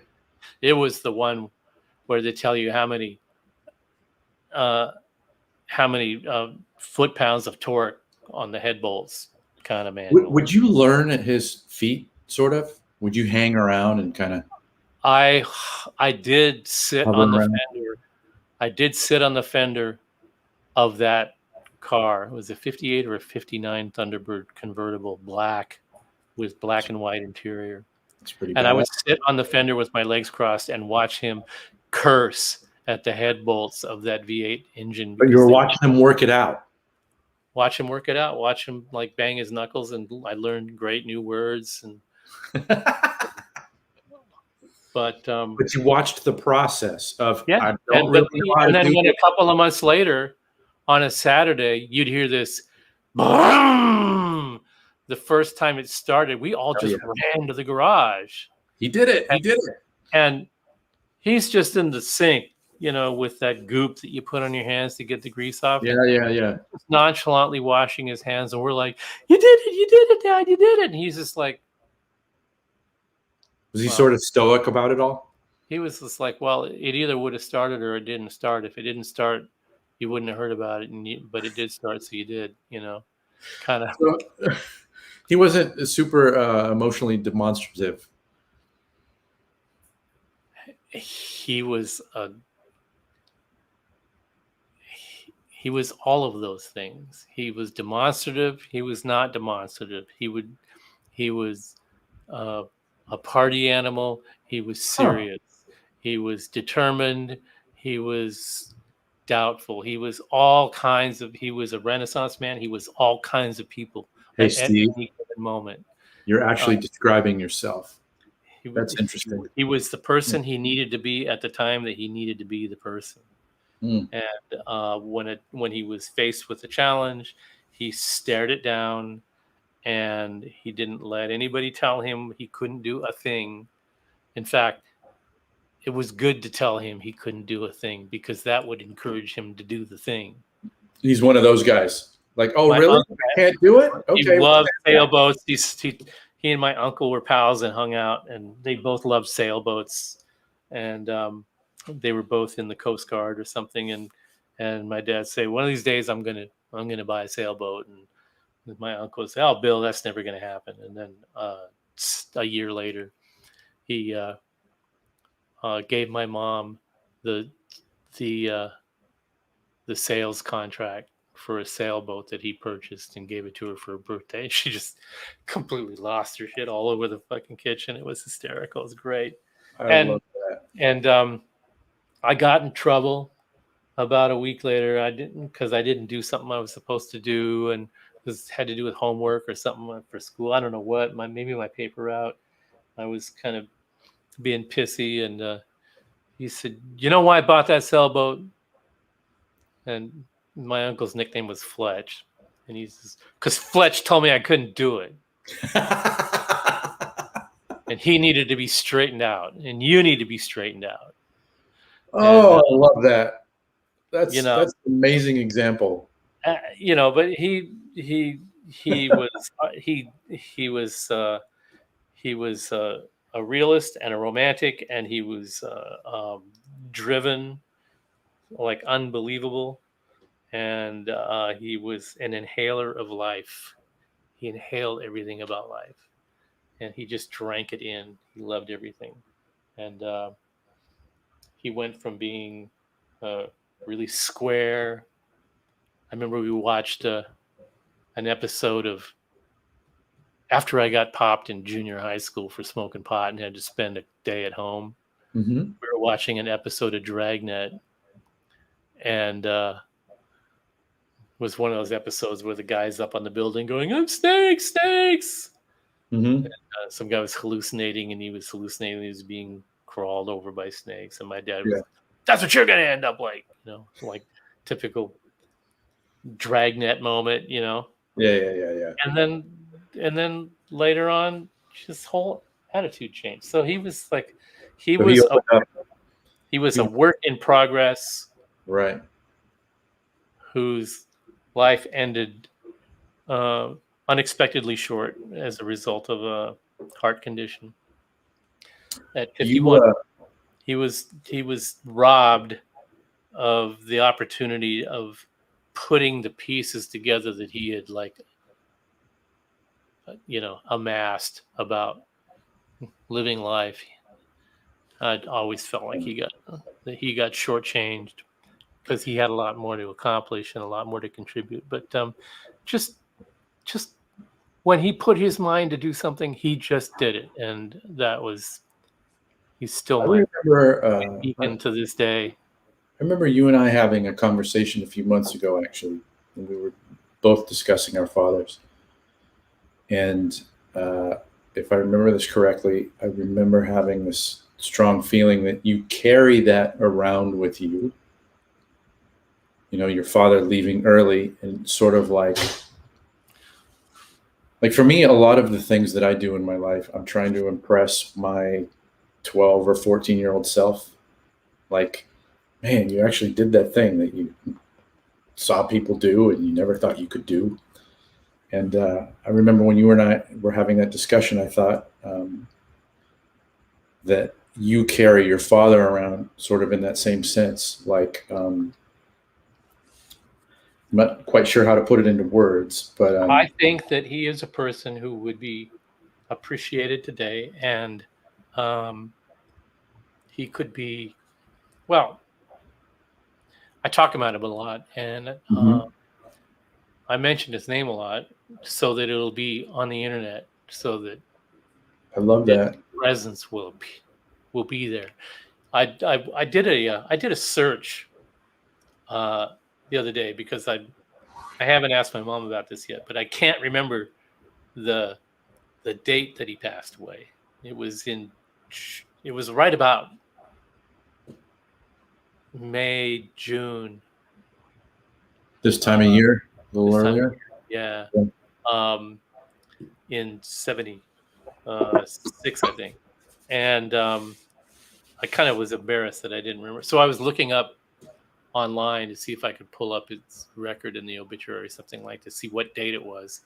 Mm-hmm. And I saw a couple of mentions on Ancestry. Mm-hmm. But you have to join Ancestry to look at that stuff. Yeah. And I just didn't bother. I should do that. I didn't bother because I know why it's on Ancestry. It's because my brother and his wife they're into the genealogy. Yeah, they're following that. They're trying to figure out where these mongrels came from that are us. Them damn Fryettes. Yeah. And so I know that that's part of his endeavor, but I wasn't able to pull up the obituary of and I realized that his name should be popping up in a Google search. So I'm going to make sure that happens. But yeah, I feel like you wrote an incredible. I feel like I've gotten a lot of opportunities come my way, and I do sort of feel like I'm living for the both of us because he kind of got ripped off. So as long as I can keep it up, I'll make sure that that the gifts that he gave me are going to be recognized and acted upon to the best of my meager ability. But I wish I could find it right now. If I could, I would, and I would throw it up there for everyone. But the first year that I met you, you wrote a Facebook post where you were paying tribute to your father. And I mean, it was a beautiful thing, man. It was an incredibly soulful thing to do. And, I think one of my Facebook posts about my dad was that he was a stock car racer before I was born. Yeah. So about 1940. So he's a little bit of a hellraiser. Total. But he's an intellectual too. Total hellraiser. You're just like your dad, Steve. And I'm sure you got your mom too, but you got that stuff in spades. My mom does this thing. It cracks me up. Where are our photos? Here we go. I'll dig this up while we're talking. My mom does this thing where we'll be talking, and she'll go, "Oh God." And whenever she does that, I know it's because I made a facial expression that reminds her of my dad. Oh man, and it just gets her. And she loves it, but she just goes, "Oh, that's heavy stuff. That's the heaviest stuff." And I just, she goes, I don't mean to like, make an issue of that. And I was like, it's a compliment, Mom. So this is. You should make an issue of that. That's the best stuff. Yeah. So this is from Spokane, Washington in 19. Text me that. I'll turn it into a video. I'll pop it up, and it'll be better resolution than what you're going to do right now. Okay. Let's see. How do I do this? Send in messenger, share in group, more options. This is an interesting episode. Send it to Cho. You're going to get it as a Facebook link. Okay, that's fine. I'll figure it out.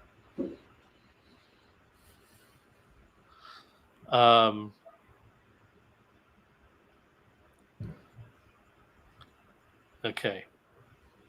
Oh, here we go. Look at that. Oh man. Yeah, you guys got to see this. Oh, and there's another thing, which is really funny, and this encapsulates my dad. He was so into sailing, he would go sailing by himself in the worst weather out in the Sound. I like this guy. By himself in a it's not a big sailboat, it's like a 26-footer, but it was a 2-man craft. Mm-hmm. And he would go out there by himself in wind and rain, and he just loved to sail. And if somebody wasn't available to go, he'd go by himself. But if somebody wanted to go, he would take them. And there was this band in the 80s and 90s called the Mentors. Oh, yeah, of course. Yeah, and they were kind of a hardcore punk band. They called themselves a rape rock band, and they wore leather hoods. And they were generally, a fun-loving bunch of psychopaths. Yeah. That wore leather hoods, and they had songs like "The Secretary Hump" and all kinds of crazy stuff. Big hits like "The Sandwich of Love." They were on Sally Jesse Raphael talking about their Sandwich of Love. Just talking about the importance of their lifestyle and all this crazy stuff. But he was the drummer who goes by El Duce, whose real name was Eldon Hoke. And Eldon is where El Duce came from. But he was this kid that wanted to learn how to play drums, and when I switched from drums to guitar, I sold him my drum set. And he passed away in the early 90s. He got hit by a train, actually. It was a pretty bizarre set of circumstances. Anyway, he was killed in a train accident. And but I stayed buddies with his older brother, who I went to grade school, junior high, and high school with. And somebody made a movie about the Mentors and El Duce. Yeah, you were in that, right? You were interviewed for it? I was. They interviewed me for it, and I contributed some segments, but they didn't use my segments. Oh. But they did show a picture of Eldon with his two sisters, and I think his mom in a sailboat where as a little kid with his sisters, they're all wearing life rafts. Yeah. And the caption of the photo is Eldon Hoke with his dad sailing, with his dad and his sisters sailing. His dad wasn't a sailor. He didn't have a sailboat. It was my dad. They wanted to go sailing, and he took the kids out sailing, and they took pictures of it. So when this researcher for the El Duce movie went through their photo archives, they found this. Well, here's a really sweet picture of Eldon with Their your family. dad and sisters, and one of the sisters went, "Yeah, use that," and never said, "Yeah," except that that's not my dad. And I saw that. Somebody told me that the movie had finally come out, and I saw it online. And I contacted the producer, and I said, "Do you think that you could at least give my dad credit where credit is due? That's him, not Eldon's dad." Yeah. And she's like, "Oh, I'm so sorry. It's too late. I just did it as a college project. I can't fix it anymore, blah, blah, blah, blah." So if you're into the mentors or into like hardcore early stages of post-punk craziness to ensue in the future, if you want to see a little history about that, watch the El Duce Mentors movie and watch my dad taking the young Eldon Hoke out for a sailing trip out of the goodness of his heart, just to cheer up a bunch of kids. Hey, I got your dad here with the stock car. If you want to see it, Yeah. So my dad and a couple of his buddies, they had a car that was sponsored by Verge's Garden Spot. Now Verge's was was a nursery. So Verge was their sponsor. Verge's Garden Spot was their sponsor. That's my dad on the left with his helmet, which I have. You have that? Amazing. I have that. Oh man. That sort of weird. It's before fiberglass. It's a phenolic fiber helmet with white tape on the outside. They taped it all up so that it would match their outfits. And how about those white pants? Are those actually white pants? Yeah. I love the white pants for working in the pit. Yeah. Yeah. So the other two guys were the mechanics, and my dad was the driver. And somewhere I haven't found it. I've been looking for it. There's another picture of my dad in that car on the track, midair, going through a fence. And my mom was at that race with my brother in a basket. So he was just born. And when my dad went through the fence, that's when Mom said, "Your racing career is over." Mm-hmm. Because he was in a basket, and fun until your wife takes your T-bird away. And I was busy giving her morning sickness. Oh man, that's great. What is that car there? That is, I believe, that is a Ford, a 36. I think it's a 36 Ford coupe. That's right, Brian. That is cool as fuck. I agree. That's the stuff right there. He kept it at. All right, you want to see something really insane? I'll show you another one because I'm just not. We're on a roll. Thank you guys for indulging this. This is just so awesome that we get to have this conversation. I love it. And I'm much more excited about talking about him than about me. So, what is that? What was that marina down? Was it Shilshall? Down there, west immediately west of Green Lake down there. Was that right at the exit of the locks? Is that Shilshole? That's where they moored the boat. Shilshole Bay. Yeah. The Shilshole Marina. Shilshole Bay Marina.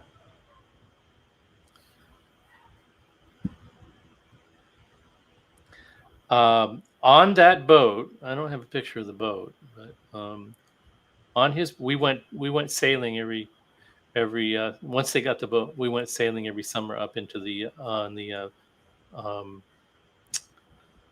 Does Ballard ring a bell? PJ's piping in saying Ballard. yeah. Okay. Yeah, it's in Ballard. This is the marina where they bought the boat. And here, hold on. Let me make you. That picture is on Facebook somewhere too. Let's me go. I put that picture on Facebook too. Let me find it. That doesn't need to be me. Let's make it you. Hey, pop that up again, Steve. We've got plenty of other stuff to talk about if this is getting too modeling. I know we're going in a field. We did. Was it last week's show where we did the? Here it is. Let's save you the effort. Last week's show had Dave on, right? Mm-hmm. Yeah. Dave. We're going to do one more down memory lane of a photograph of a true Renaissance man, and then we're going to honor the memory. And then the Malcontents are going to come raging out. No. We're going to talk about touring circuits. It's that.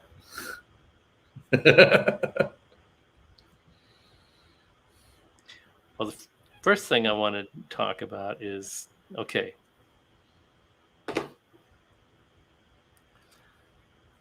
this is the dream state. This is where Dad is thinking, I'm going to have a sailboat one day, and my uncle is telling him you're crazy. I know that that's the period of time it is because of my age in that picture, which has we got the sailboat when I was 8, and so I would have had to have been 7 in this picture, and this is like one of my all-time fave pics.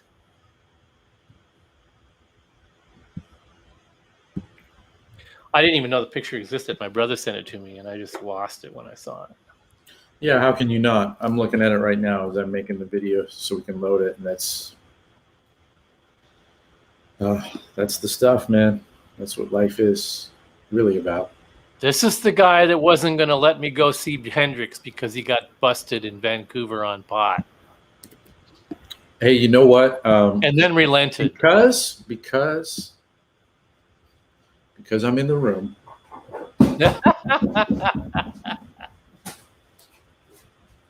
One of my ex-students' fathers made me. Wow! Look at that. That's the Vancouver mugshot. Yeah, I've seen that, but that's great that you got it hung like that. And I've got it it's incredible.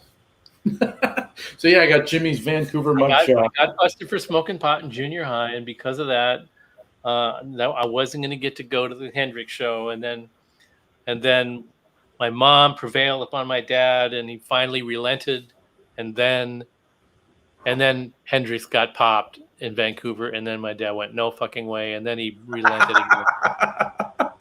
So I'm 7. We're way ahead of our time in Seattle wearing flannel shirts. Way ahead of the curve. F all of you guys.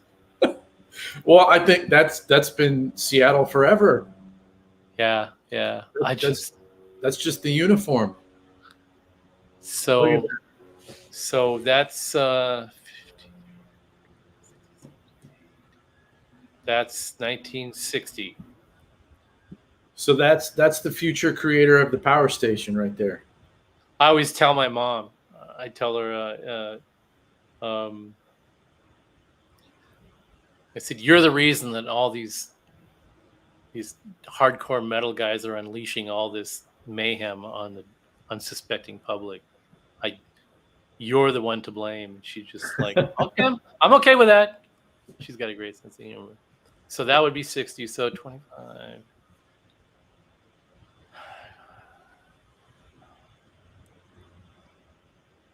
So he would have been 30, I guess, in that picture. Wow. So, okay, 1960. When did you say he passed? 76. So he was 56, mid-50s when he passed. 51. And my dad passed at 53. Enumclaw, been there many, many times. That's a great pick. Lumberjacks. Yeah, baby. And the reason thank you for indulging me on that little trip down memory lane. I will never tire of talking about. John, amen, brother. A toast to dads. Everyone.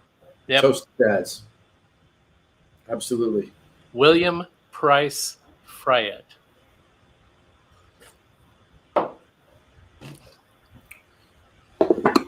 A man of his time.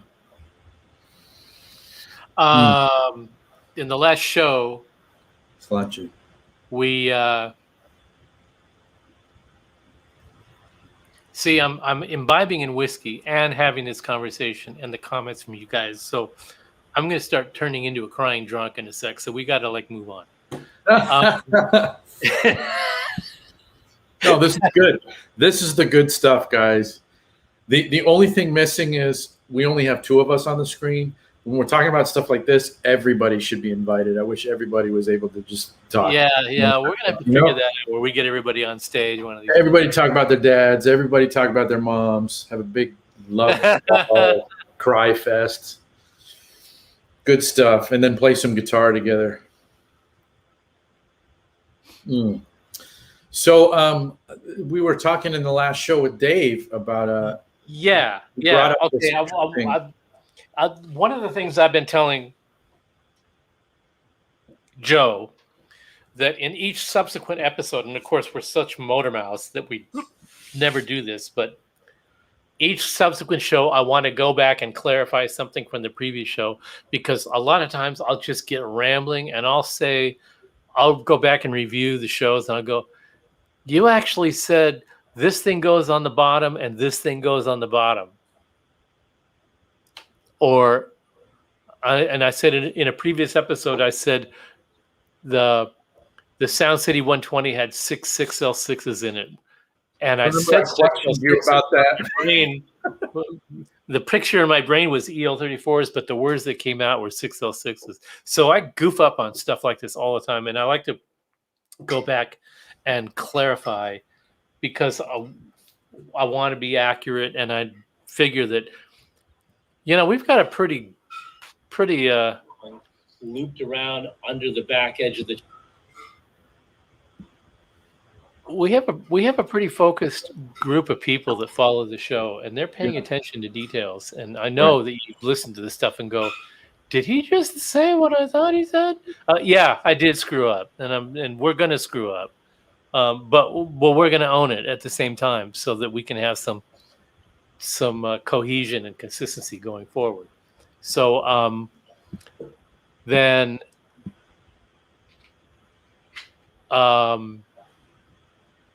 when Dave was on, he said, how come it's only the 250K pots that die on amps? And he said that, we actually don't we have a clip of that?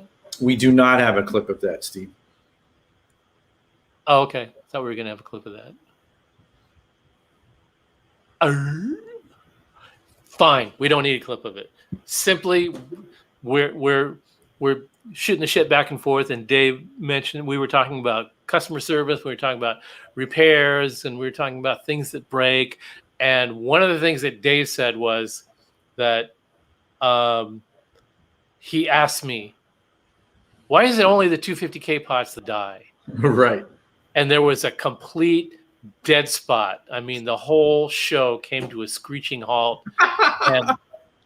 and I was so caught flat-footed that my wife even said, "You really effed up. You know, Dave handed you the perfect opportunity to show your expertise, the way that you think through a problem like that, and you didn't, and you just totally fucking dropped the ball."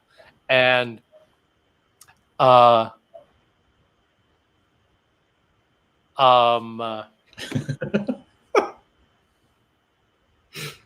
she was right. I just was like, so. Well, but you came to it honestly. Yeah. Well, true, but. And I don't remember how far into the show it was. So, Yeah, but I'm not going to be back. a cop out and blame it on the legend, because the legend had nothing to do with it. This is the guy that would go party all night after a gig with alcohol and substances and go to work at 4:00 in the morning after that and fix you guys' gear and then pass out under my workbench. So I had no right to drop the ball on that circumstance on that day. Should be way better than that. Wait a minute. You know who you're channeling right now? Is your mom's perfectionism. Oh, yeah. I am my mother's son. There's no doubt Yes, about you are. Yes, you are. And so I'm doing my fish imitation.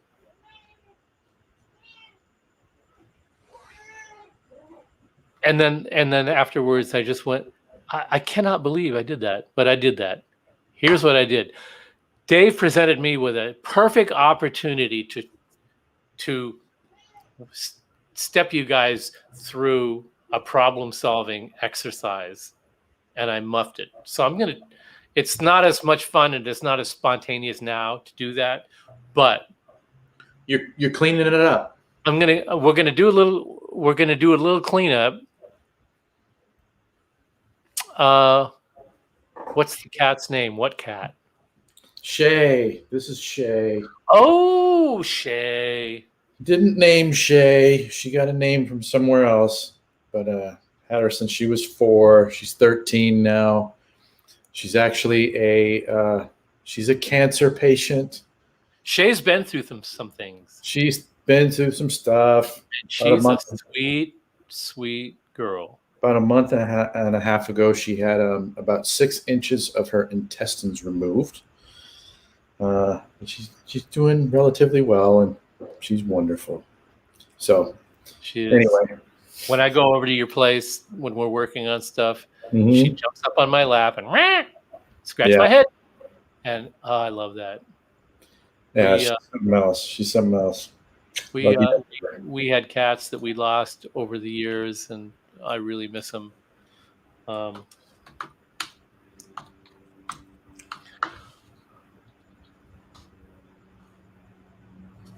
Anyway, where were we? Yes, the 250K pots. So yeah, here's the thing. The reason that I was so caught flat-footed is because how long have I been doing this? Since 1973? 1871. I've never had a 250K pot go bad in an amp. That's super interesting. So, actually, we can do something sort of interesting. We can have a little fun with this. Let's have a little fun with this. I'm going to send Dave. I'm going to send Joe. And Friedman, if this bugs you, tough shit. I'm going to do it anyway. Dave's, It's not going to bug Dave's him. cool. It won't bug him. He's going to be fine with it. He'll laugh for sure.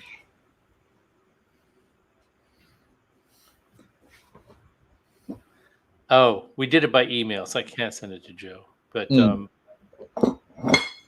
he asked me a couple of things. Was that on the group conversation? Were you in the middle? You know what? I think, is this the 250K, the questionnaire? Yeah. You sent that to me via email, though. It was email. Oh, can you put it up? From an email? Well, while you're doing that, I'll discuss it. I can figure that out. Okay. But you know what? I don't know if I have the entire chain. It doesn't matter. Just as long as you got the questionnaire, that'll be okay. good. Yeah, I will. I'll do a screenshot. I'll pop that up. After the show, I thought about it because Dave said the only pot we ever have fail is the 250K pot in our amps. And he said, I talked to Johnny from Mesa, and he said the same thing, that Mesa had the same problem. Now, Johnny's a guy that used to work at Mesa. I don't think he works there anymore. He's been on his own doing pedals and different things like that for a fair amount of time. But I don't think he was ever in the tech department of Mesa. I don't think he was in the position where he would really know what parts consistently fail.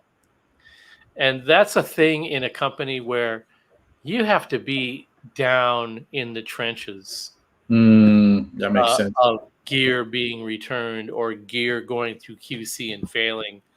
You'd have to be there in Petaluma all the time to understand that experience. You can't be one of the guys that does mods and tweaks and some repairs at the Mesa Hollywood store. It's just like you would never experience the volume of stuff that goes through QC. And not being denigrating, I'm not hitting on the guy. I'm just saying. No. That's not how it's coming saying off. that the volume of stuff that goes through QC in a company, Mesa side, let alone not even talking about our side, which, like you say, for the number of people that we have, the man hours versus number of units that go through our QC department. If I told you that number, if I told another manufacturer that number, they would laugh in my face and telling me I'm full of shit. Oh, that's interesting. And the reason they would say that is because there is no possible way that number of people are going through that volume of successful QC in a day. It's not possible. Let me tell you, it's not only possible, we do it every day. Because our training regimen is different and we operate differently. I operate like a doctor I like to say that I operate like the head physician with interns. And I find the big mystery bugaboos. They find the normal stuff, the broken switch, the noisy pot, the intermittent switch, the stuff that you discover on the initial inspection. Yeah. They find all the rudimentary stuff. The really weird stuff, that's my domain. But my domain is just to find it. I don't sit there and spend my time. If I did, I don't spend my time like sussing it out and then repairing it and then putting it back through QC. If I did that, you would never see another product from us ever again. I have a crack team that you do. I find the weird nasties, point it out, explain it, so that when a new thing occurs that hasn't occurred in production before, we identify it, we suss it out, we kind of give it a name and understand the circumstances that lead to this this failure mode. We call it a mode. It's a failure mode. It's not a failure. It's not a piece of shit. It's not a piece of crap that broke. It's a mode. I love that. I love that. In engineering, when a circuit is operating, it's operating in its operating mode. Mm-hmm. Whatever that mode is. If you put a short circuit across a resistor in the circuit, Mm-hmm. the circuit is no longer. It's not an invalid circuit. It's a circuit operating in a different mode with that particular resistor shorted. Mm-hmm. So that's why engineers call it a mode, because even though it's not operating as it was designed to operate, it's operating in some fashion, and that is its operating mode at that moment until you change it so that it's operating in the mode that you engineered it to operate within. Or something else fails in the circuit, in which the it begins design to parameters that were established for that circuit. That's why you call it a mode. So, I've discovered various and sundry new modes, logic them out, what it is that caused that, circumstances, explain it to the team, and now it's on their list of things to watch for. It's like identifying a false passport. Now all the guys at the passport reviewing stations are on alert to look for a phony passport number 679-823-524B. Yeah. So that's the way it works here. And so I sent Dave this questionnaire. Which brand of pot? He answers alpha. Which models does this pot failure occur on? All of them. Is the pot used in tone stack only? Yes. Do those amps have master volumes? Yes. Are they PC mounted pots or solder lug? Solder lug. Can you send the manufacturer's drawing of the part? I don't have that. Standard 3/8 shaft, full size alpha. Well, it just so happens I do have the manufacturer's drawing for that part. I know which part it is. The full size alpha, he's talking about a 26 millimeter 3/8 shaft, same size as the old school CTS pots. And by the way, CTS pots, people talk about, oh, I want the good old CTS pots. Well, CTS pots are now made by Alpha. How about that? What is the failure mode? So when I say what is the failure mode, I give him options: static noise, open between pin 1 and 3, open between pin 1 and 2, open between pin 2 and 3. I think it would be open, no mid or bass. Okay, so that implies that it would be open between pin 1 and 3, because that means the whole variable resistor is now open. So that is my initial approach to troubleshooting, is you start asking questions so that you can understand the parameters of the issue. Okay? All right. Right. Now, why am I doing that? I'm doing that because, like I said,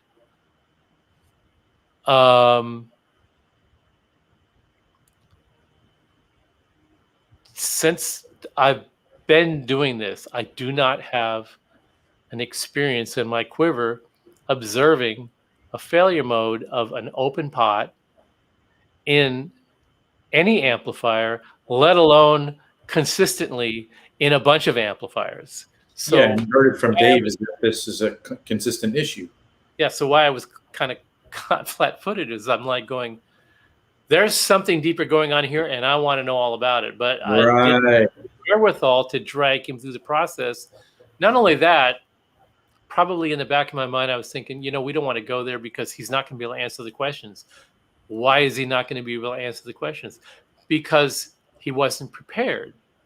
That would be like me being a prosecutor and asking a bunch of questions that. Well, yeah, we were just on a live stream kind of BSing. Yeah, it wouldn't be fair to do that and put him on the spot because I'm going to be asking him to go give me specific information. If anybody asked me that information, I'd go, tell you what, give me a list of all the questions you have, and I'll go back I'll get back to you. Yeah. I'll compile the whole thing, and I'll give you intelligent responses to your, in law they call it interrogatives. I'll give you intelligent responses to your interrogatives, and as opposed to, no, I'm half in the bag now, and I'm just gonna like sloppily respond and make myself look really dumb, and I didn't want to put him on the spot and do that. So fine. We moved on, and we eventually got the momentum of the show going again, and we had a royal blast. But I couldn't let it go. So the following Monday, I started pinning him with questions, and one of the things I asked for was a photograph of the inside of the amp, and then he got really busy and he wasn't able to do that. So I went and I did a Google search, and I searched Friedman amp gut shots, and I found 4 or 5 different models and saw how they were soldered. And so based on all the data that I got from Dave, all the data that I apply from my personal database, mental database, and what I observed from the photographs that I was able to see from his amplifiers, here's my conclusion. There's no goddamn good reason on the planet why he should be experiencing that. Not only that. See, I didn't know this was going to be the answer. Not only that, to address but having done warranty, even 2 years after VHT started, Mesa was still sending me stuff for warranty repair. No kidding. Huh. Even though Randy Smith was a little bit miffed at me for starting my own company after telling him that I wasn't really interested in doing that, because it was the truth, I wasn't at the time. They still sent me their warranty repairs because A, I agreed to do them, and B, they knew that they would get done. Still never encountered that. So, but they also didn't use alpha pods either. So here's the process. Okay. He's experiencing this thing, and it's happening in these particular pots. Now, in the last show, where in the circuit do these the 250? they're in the tone stack. Okay. Read the thing. He answered the question. Follow along, class.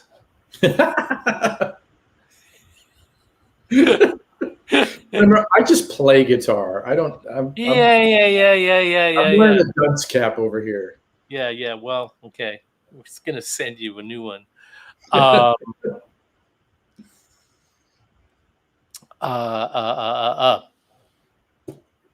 Where was I? You got lost. I got lost. You were about to reveal. Well, first of all, having continuously done Mesa warranty work, even after we had started doing our own. Dead on, Mark. Dead on. Very good for a relative newcomer.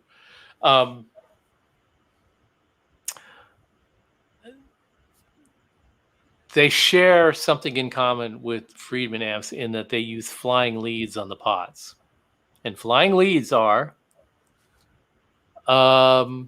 where you solder when flying leads are an excuse for companies that do PCB amps to still say they do point-to-point wiring. It's marketing. Hey, we're tying back to the. This is like the ART stuff saying, "Hey, it's a tube product." When they stick a little 12AX7 in a window, and it's not really connected to anything. Mark, we know you're a newcomer, and we welcome you. We know that because we haven't seen your name before, and we don't have that many regulars. So you were exposed long before you came out, but you came out on your own. And that makes you one of us. So good on you for that.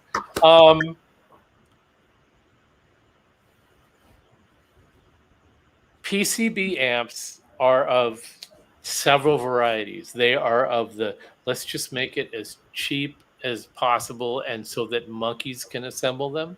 Right. Let's recognize that there's a labor cost saving and there's no really quantifiable benefit to doing it the other way. And 3, let's try to straddle both worlds and convince people that we still incorporate old world craftsmanship in our amps using PCBs. The electric guitar and its That's old the variety. That's the variety that I assign to flying lead pots.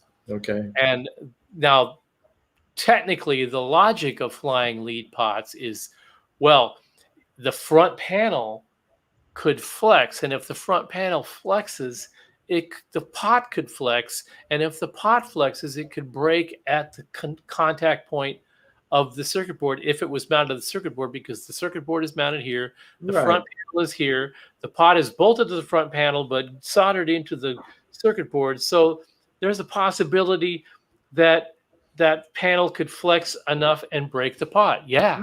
Right. If you throw it off a balcony of the 3rd floor of your hotel room, doing that, Steve. all day long. Yeah. But that's not what happens to amplifiers all the time. It happens on a minute fraction. And if it's properly engineered with nice manufacturing tolerances, that flex is practically non-existent. That's interesting. I didn't know that. Now, you reduce that percentage of the possibility of a component mounted to a panel and to a PCB flexing. You compare the percentage of that failure mode to the flying lead method. And in the flying lead method, what you do is you take the pot and you cut 3 wires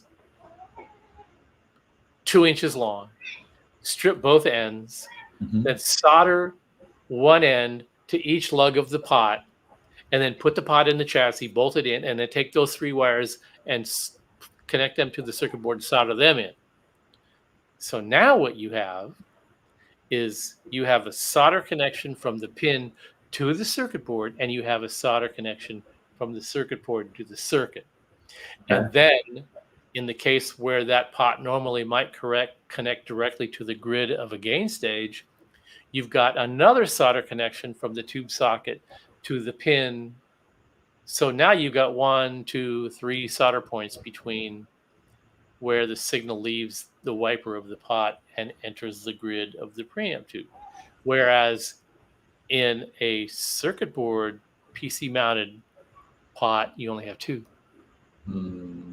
That reduces the potential circuit failure mode possibility by a factor of 1/3.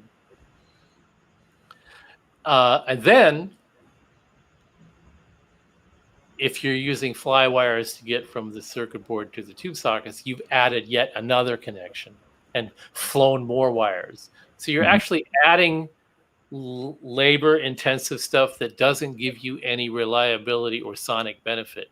It just gives you the ability to say, we do it the school way. And or that's maybe some mass-produced amplifiers from the 1980s who didn't have the sort of tolerances that you're talking about and sort of experienced some of this stuff, sort of gave that a bad name early on. And then that information gets passed on forever as this is just a faulty way of manufacturing stuff. Well, here's the thing about that. And you bring up a really good point. When you say circuit board, what are you talking about? Are you talking about a single-sided circuit board, a double-sided circuit board, a circuit board made of fiberglass, or a circuit board made of fiber? I mean, there's so many levels of specification there. But those of us who are trafficking in this information don't know what the hell we're talking about. We're just repeating stuff. And the people that are marketing this stuff to you knowingly market it to you that way, knowing that you don't know those minute, fine distinctions that really drive how the stuff actually works in the real world. So that's why you find that's you think flying leads make more sense with stomp switches. If I'm understanding right, example being mods to do this. Look, I am going to advocate for pots mounted to the circuit board, tube sockets mounted to the circuit board, switches mounted to the circuit board every time. I love this. Advocate for that under specific conditions that the surrounding engineering supports it in a way that will ultimately be reliable and stay reliable. Now, I think that I don't want to make this all about me, but I think that manufacturers, myself included, that have decades of experience doing it this way easily demonstrate all the inherent reliability of that by those products being continuously reliable in the marketplace over all that time. And the only thing that ever happens to them that really makes them screw up is people getting in there and thinking that they know better than we do, and they don't, making decisions for you that they shouldn't be making because they're ignorant decisions, resulting in reducing the reliability and the functionality of the product because they know better than everyone else. And we just posted a post on our Facebook yesterday. Oh yeah, I saw that. Using I took the Statue of Liberty poem and bastardized it a little bit, showing what some hero decided to do for the inside of a Pitbull 45 that just rendered it practically useless, thinking, honestly, you can tell, thinking that he was like doing the service to the customer. And man, it's just like we're looking at this going, please don't do that. And so when people ask us again, when people ask us, why don't you send schematics? Because we don't want to give people instructions how to destroy the stuff for you. With all that we've got to do on a daily basis, it's honestly easier to get it here, figure it out, and get it back to you, and you have the security of knowing it's done right, as opposed to the nightmare that will ensue when somebody interjects their opinion on the design. I mean, this amp, not only was the circuit board butchered, but somehow decided that these tubular capacitors that he must apparently like, unbranded, no-name tubular capacitors. I like tubular capacitors. I'm going to replace those orange drops with tubular capacitors. Yeah. Right. Inside secret. Orange drops are tubular capacitors pressed flat and then coated in epoxy. They're the same. Oh, mic drop. Okay, so now, where does the tubular capacitor thing come from? It comes from those yellow round capacitors, and they under the brand of Aerovox and a variety of brands. And now there's what are the ones that the really esoteric ones that are like dollars and dollars per part, 5, 6, 7, 10, 15 Zoso caps, and then all the copies of those. Well, this guy likes tubular capacitors like Zosos, which are supposed to be extra special, but he doesn't want to buy Zosos at the ridiculous prices, so he buys no-name Zoso knockoffs and puts them in there because tubular capacitors are better than tubular capacitors. And charges the customer for these new capacitors, right? Yeah, this is what you get into. This is what we as a company are trying to shield our customers from when they send us something to fix it. We want to make sure that you get back what you're supposed to get back. But see, I think it's going back to the PC board mounted stuff. I think it's interesting when you hear a lot of information floating around online about these sorts of things. It's not like this kind of a format where I'm sitting here speaking to the owner of the company who designs the stuff and repairs the stuff that comes back in. And you are saying, beyond a shadow of a doubt, in over 30 years of being in business and doing it this way, that this shit works. And it's the preferred way. And you're here as a person saying that. It's not just like some erroneous information flying around in a forum. Because you see these things. You see the amplifiers coming back for servicing. Some amplifiers that are 30 years old. We're vintage now. Yeah, you're vintage now. See, Musepal, perfect. Nobody wants a hand-wired point-to-point computer or iPhone, but tube amplifiers. Why? Okay, let's talk about that, shall we? What is it? Okay, there's romance. There's an expectation of expertise and art and physical labor, and this sort of intensive attention to detail. But what are point-to-point amplifiers? A lot of them anyway, when you see more and more stuff on the product that people are going, hey, I got a point-to-point amp from China for like the price, less than the price of a PCB amp in the US. Well, yeah, because, all right, let's just say it. In 1966, 67, 68, 69, who was making your Marshall amplifiers? Who's building them? Hardcore point-to-point enthusiasts like Margaret? No. Yeah. They're workers on an assembly line in the back. That's what I'm saying. Point-to-point enthusiasts like Margaret, Marjorie, Rosie. Exactly. We used to call them blue hairs. It's like who was winding pickups at Fender in the late 50s? Exactly. These were people who wasn't Lindy Fralin. You'd set up an assembly process. You train people to do it over and over and over again. And then they would put them together and ship them. They cared no more about the inside of your 1969 Plexi than they cared about how your biscuits came out of the oven, or if there was a chip on the corner of the Girl Scout cookies in the Girl Scout factory. They're just jamming a product down the assembly line. Yeah, how many can we get done today and not get yelled at?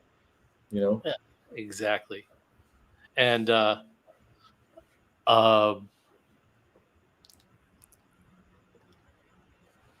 and this is no disrespect to assembly labor people. You still have assembly labor people. We do too. Mm-hmm. But you take the labor-intensive, stupid stuff out of the design so that they don't have to do that repetitive work that doesn't have any benefit in the end result sonically. Right. So you get rid of that. And in the bonus, you get improved performance and stuff like that. Does it look as cool? Does it smell the same? No, it doesn't. Does it look cool? You want that smell? Buy the vintage amp. They're more expensive. Yeah. But then you're back to that whole thing of like buying into the story that we were talking about at the top of the show. It's not necessarily about, the taste of the whiskey. It's about the fact that, the story behind it. Well, this thing was, it was aged listening to a Metallica playlist. It's like, well, how does the amplifier sound? Well, I don't really want to talk about that. I want to talk about the fact that it's point-to-point wired. It's like, who's the end user and what do they consider to be the most important thing, right? Mm-hmm. And the thing about components mounted on circuit boards and the solder, it's not just about the solder. That it's not about the 57 Chev mentality that, hey, if it's like this, I could fix it myself. Because all of these things evolve. Like these days, and we've talked about solder, we've talked about the ROHS, which basically means that there's a regulatory agency that decrees that we're removing the lead from electronic assemblies. Why do we have to do that? Because lead is toxic, as are other heavy metals, barium, blah blah blah blah blah blah, and why is that a concern? Well, because so much of electronic product goes into landfills and leaches into the water table. So much of it. Which of those products I'm not throwing my 69 Black Sea into the landfill. You absolutely are not. Right. But the last 8 computers that you threw away are. Yeah, and televisions throughout your entire life. The last 25 phones that you had are. Yeah. And all the other little, the 150 remotes, accessory remotes, and other remotes that you threw away are.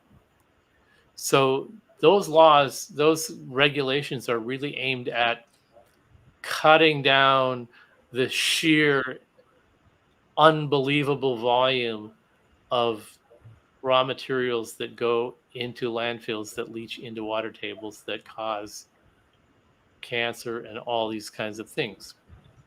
So, of course, the very first thing the industry does is go, "Oh, you're regulating industry. That's wrong. It's going to make our quality."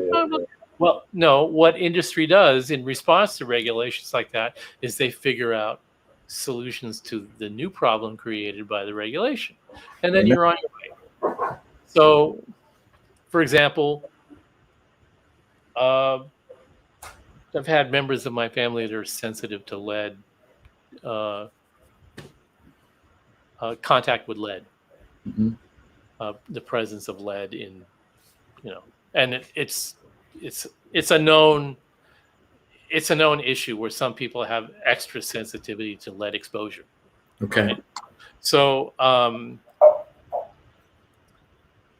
was kind of sensitive to that, and plus we have employees, and now. Well, you want to play along and be fair and be a part of the team. My having learned about the possibility that some people are extra sensitive to exposure to lead, now I'm thinking, hey, we're using lead all the time in our assembly facility. I wonder if any of my employees are sensitive to lead and maybe don't know that they're experiencing side effects from that. Right. So in response to having discovered that, we initiated a mandate that all the assembly people had to wear these really thin little cotton inspection gloves. Oh, cool. So that it would way reduce the exposure to the lead. Little ventilation at the workstation. And how long ago did you do that? How long ago? Yeah. A couple of years before that, the lead-free regulation started. Nice. It was like around 98, 2000. Oh man, so it's been over. Quite a long time. And and I started contacting solder suppliers and asking about silver solder and lead-free solder and blah blah blah. And they're basically saying, well, your option is silver solder. Okay. And at that time, silver solder was the only thing that was available, which is used in jewelry. There's a higher melting point, have to use special tools and blah, blah, blah. It's really expensive and all that. Was it cost prohibitive? Well, lo and behold, right around the same time, the word's getting out that these RoHS regulations are starting to come into place. And the reason we got hip to it is because we were working with a big distributor in Germany at the time, and they're like a big target distributor. So that means that they're like a large entity, and the regulatory agencies go for the big targets first. So when they get something like that, they send out bulletins to all the vendors that they deal with saying, red flag, watch out for this. There's a new regulation coming down the pike. Be prepared. Yeah. So I saw that, and I'm like, so I start contacting the solder suppliers, and they're like going, yeah, that's a European thing. We don't have to worry about that here. And I'm like, well, no, we sell a lot in Europe. We have to worry about it here. Right. They sent it over and blah, blah, blah, blah. Well, as this developed, then they were forced to start paying attention to it, and they starting to come up with solutions. Yeah. And the solder workstation suppliers were getting geared up because they saw this coming on the horizon, and we have to be prepared if we're going to compete and be ahead of our competitors. One good way would be to be at the ready with this new equipment that could do this job, efficient, cost efficient for the manufacturers. So people are already starting to work on this problem, and I'm going, great, let me know how we're doing with the development of that. So we started experimenting with a variety of solders, and we bought new soldering equipment, and we got right on this. Wow. So we got it all sorted out, and then we let the distributors in Europe know that we were already we were ready for them to just send us the documentation that we needed to sign off to say that we certify that we're compliant with the new the new program. And they were like, "Really? You're ready?" I go, "Yeah, we're ready. We've been looking for this solution for a long time, and now that it's here, yeah." ready." And they were blown away. And about 2 years later, other manufacturers started contacting us and going, "Hey, other manufacturers that sell product to the same distributor that we sell to," and that distributor is going, "Hey, Fryette's got it all figured out. Contact them." Oh, that's funny. Wow. And they're contacting us, going, "Oh, we're gonna have to throw away all these parts. No. Just do this. Here's how you do it. Yeah, that's interesting. Solder over here is, and you're gonna have to buy new soldering stations." Yeah.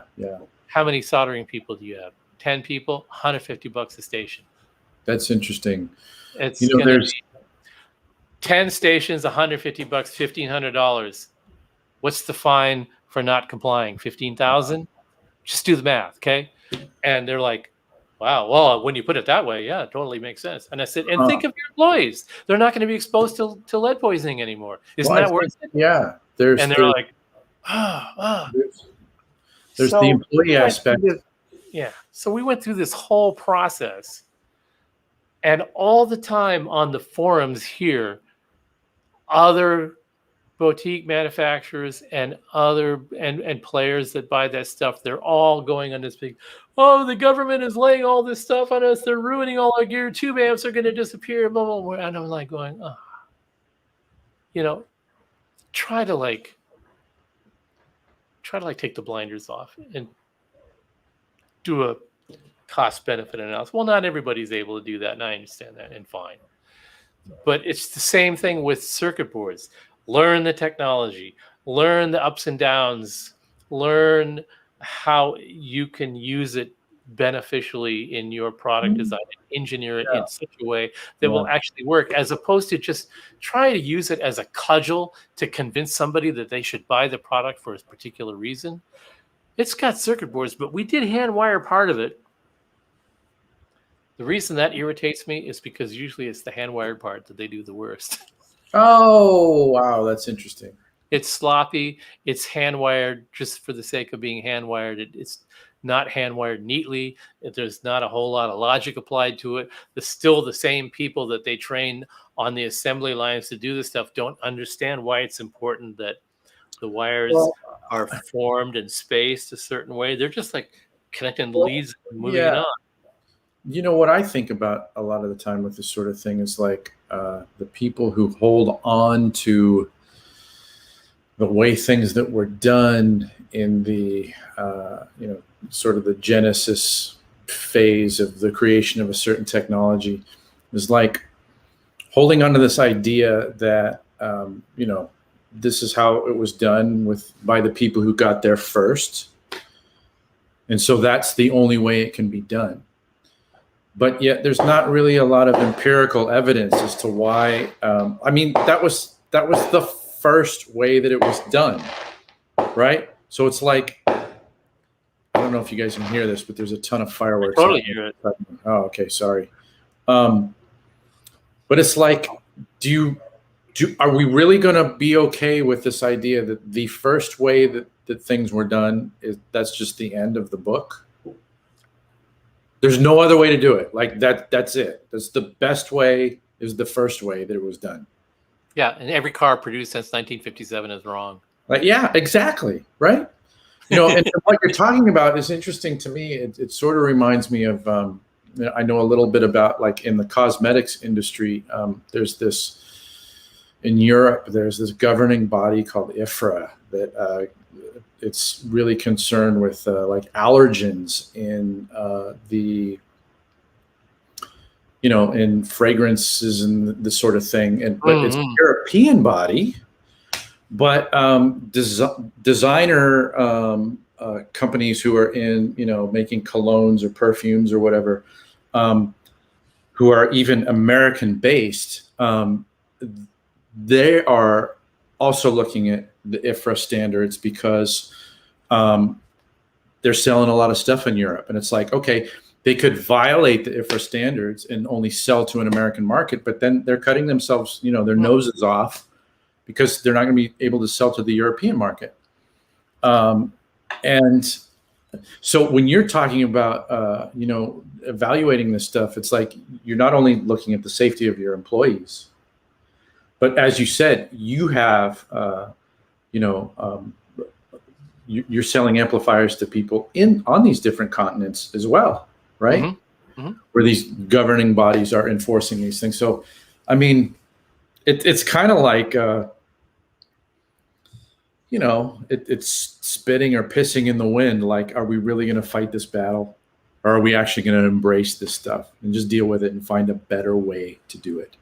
And there's always a better way. And well, like, look at this comment here from Steve Lark. I thought this was interesting. Talking about Leo Fender, and I don't know what he did with Music Man in terms of circuit boards, but I remember, Steve, you and I having a conversation where you were talking about a picture of Dave Reeves holding. Yeah. It's like, look, circuit board time, guys. We're moving on. The David Reeves thing is my favorite example because the big involatile, it's the word I'm looking for. Make one up. The rule, the inviolate edict of a Hiwatt clone is that it has to be made with solid copper wire, and every wire has to be bent at a perfect 90-degree angle, or David Reeves would be rolling in his grave. Yeah. David Reeves, the guy who in 1979 has a photograph of him holding the chassis open of a DR-103 with circuit boards that he designed. He's the guy that's going to be rolling in his grave because you rolled the clock back on him 2 years. Right. And he's a proud papa in that if photograph. He was here, he wouldn't be saying, oh, you did that point-to-point wiring job really great. He would be saying, what the hell is the matter with you? You're going to spend 3 more hours doing that, and that's 3 less hours we're going to have at the pub. That's what he was saying. Yeah, because right, he was a party animal. Yeah, that's my impression of what he would really be saying. I love that. And the thing that really burns me up about that whole mentality is that when it infects manufacturers and causes them to advance and perpetrate that trope, then it becomes this unbreakable feedback loop. I feel the more renowned the manufacturer is that reinforces that trope, the more difficult it is to overcome the garbage that is produced as a result of it, because we all have to live with that. We all have to pulling circuit, Steve. We all have to rebel against it. And what happens when a smaller fry tells a bigger fry that that's baloney? You're here. Tsunami is like the small fry gets shouted down by the adherents of the larger fry, not the larger fry himself. They don't have to do anything. They just have to let the minions do the work of decrying the satanic words of the Antichrist over there in the corner, and I mean, it takes a certain it takes a lot of patience to watch that stuff go down and not get just tweaked. So is that what was happening this week? Really? Are you going to get into this now and like muck it up even more? Why? What's it going to benefit you? Yeah. And so we see these we see stuff that goes on that influences the way people talk and think, and it sort of reinforces these ridiculous biases that you build up, and they go on and on and on and on, and when they get entrenched historically. Sure. And the more entrenched, the deeper the roots, the harder it is. Hey, look, I don't have a name in this industry, so I'm just going to throw this out here. A good example of that to me would be the whole kind of world and legend of the Jose mods. I remember hearing about those, kind of when I first started getting hip to sound and gear and stuff. And quickly I started hearing kind of like people who were really dissatisfied with that stuff. Like, oh, it's kind of snake oily, and oh, actually, Ed's amps weren't even modded by this guy and whatever. This was in the mid '90s, guys, and I thought that story was over with completely. And then I think probably 10 years later, I see it coming around again, as if this stuff is sorry if you can hear the fireworks. But it's like the whole mythology of Jose, the tonal transformational mod wizard of the Valley, like that reemerged, and I'm going, wait a minute, I thought that whole thing was debunked like 10 years previous, and it came back and it became the stuff that you got to have. And and then I remember when it came back around, I remember I started thinking like, okay, wait a minute. I know for a fact, because I talked to people at that point, I knew people who had been inside even Ed's amp number 1 and said, guess what? There's nothing going on in there special, right? And then I started thinking like, well, okay, Ed was the guy who put that thing kind of front and center in guitar culture, right? And brought Jose, and I don't know anything about Jose. I don't want to, come across as talking smack about the guy. Maybe he's wonderful. But once I knew that Ed's amps really weren't, or his tone wasn't the result of that kind of thing, I started wondering like, well, wait a minute, where are the other examples of these modded amplifiers that have the God tone? And I knew, like, I think Vi had some amps that were modded by him, but I don't think, as amazing a player as Vi is and his influence, I don't think anybody was walking around saying, oh, that's the, that is the tone. And I don't know, like, guys who are listening to the show right now, can you guys think of anything, like other Jose mods, like notable people who played Jose modded amps that I should know about, but it kind of became a part of the canon. Like, he's one of the guys, from the 80s that you went to, and he was a tone guru and stuff. And well, at the time all that was going on, there weren't really tone gurus. There were guys that were looking for the person they could trust to work on their gear and be consistent. And there were different tiers of that, and Rivera was in the top tier, and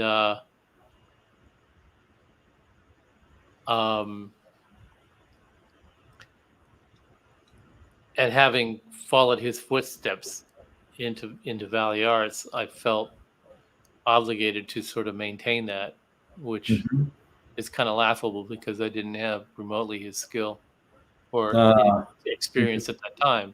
So I felt compelled to get on the ball as quick as possible. So I worked pretty hard at it. And I mean, there were a lot of repair outfits, and they were repair outfits. They weren't places where you went to get mods. They were just repair shops. Okay. And it was like word of mouth. It's like, you know, and remember when George used to talk about when he and Paul would hear about somebody that knew a chord, and they'd save up their money and take a bus ride across town to go find the guy that knew this chord that they didn't know how to play it, and they would go to the guy's place and have him teach them the chord.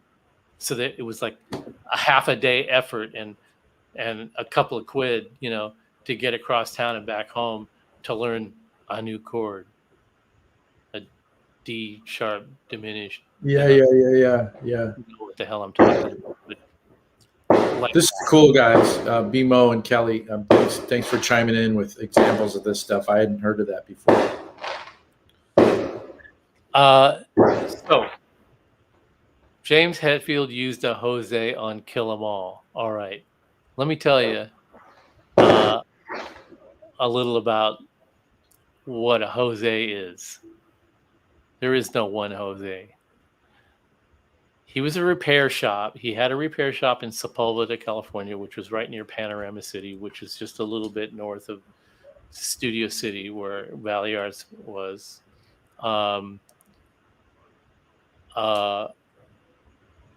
And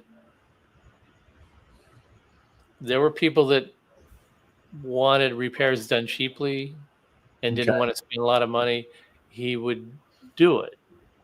If somebody else wanted to repair really done right, he would do it that way. So, and at Valley Arts, I frequently got people coming in going, you know, I had this repaired at this other shop, and it's never sort of been right ever since I took it there. And could you have a look at it? And I'd look and I go, well, you know, we need to do this, blah, blah, blah, blah, blah. And then they get it back and go, wow, it sounds like it did when I originally, before I ever had it fixed. And that's great. Thanks. I'm going to come for you guys from now on. And so, but wait, you saw a handful of these Jose mods, and they were all different. There wasn't like, this is what Jose does. Like there was a grab bag of stuff that he was doing just to kind of fix grab bag issues that people had. Well, once this thing got around, there's two dynamics here. So let's not totally bag on Jose. No. I don't mean that at all. And man. I know you're not. I'm not saying, but I'm putting out there.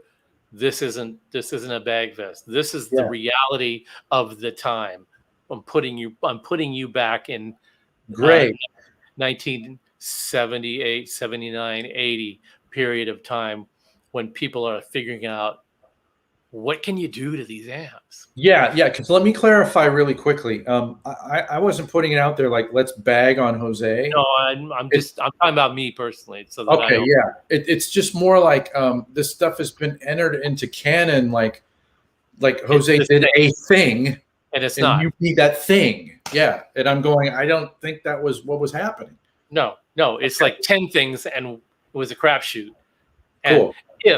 If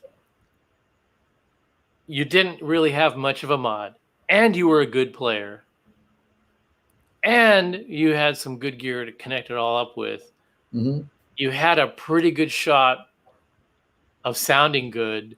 And if somebody said, I like your sound, what'd you do? They're like, oh, I had Eddie's guy mod my amp.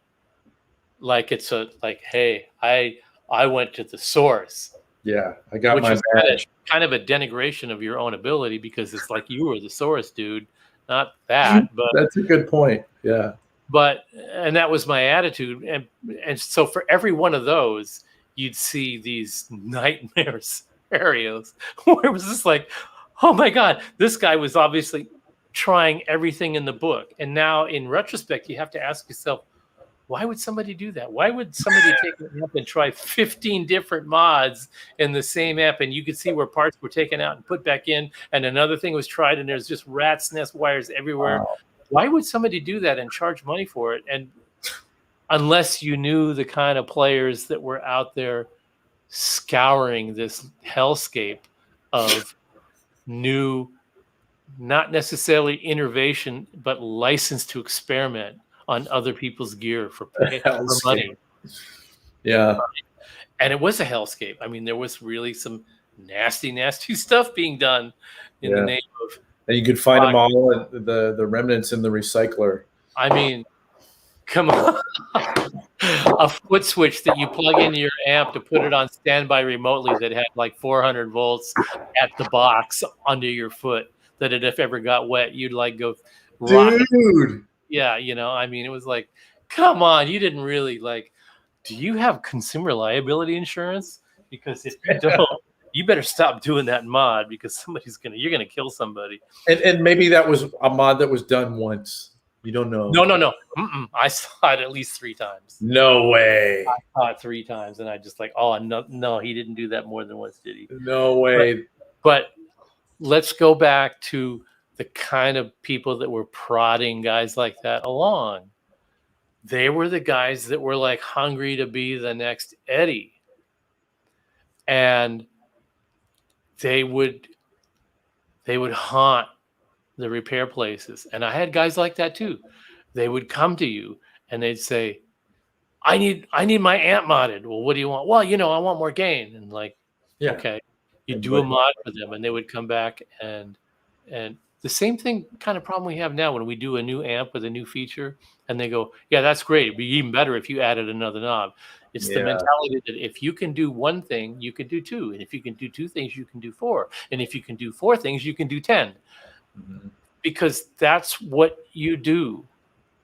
You solve problems, you answer questions, you produce results for somebody. And once you demonstrate that you can do that reliably, they want more. Yeah. Then we go back to the well again and again and again. Yeah. If you go back to the well enough times, then it starts overlapping and you start getting where the demand gets ridiculous. And now the guy sits there. I want to sit here with you and fine tune until it's the right amount of when I hit the pick attack. Oh, okay. And the mid range is that. And they sit there with you and torture you until they drag it out of you. And no matter how many times you say, you're going beyond the line where it's actually going to work for you live on stage. And they're like, no, you're almost there. You're almost there. Oh, that's fun. And then they take it and leave. And then they come back the next day. Dude, you totally fucked up my amp. That's funny. That was the environment. That was the environment that you'd be in. And that, I was a victim of that. And I'm sure Jose dealt with that and all these different people. But you know what? What's interesting about that to me is I can actually respect somebody wanting to get in there and like, I have this thing in here I'm trying to accomplish and I need you, the technician, to help me get there. And let's dial this in. That's different to me than like, I want the whiskey that was, that was aged with the playlist because I want the story. Like, I just want an amp that, like, I don't care. I'm not even paying attention to how I play. I just want my amp modded by the guy who Ed says did his amp. And that's that, because I want the story. I want to be able to tell everybody in my hometown, Ed's tech did my amp, Okay, so why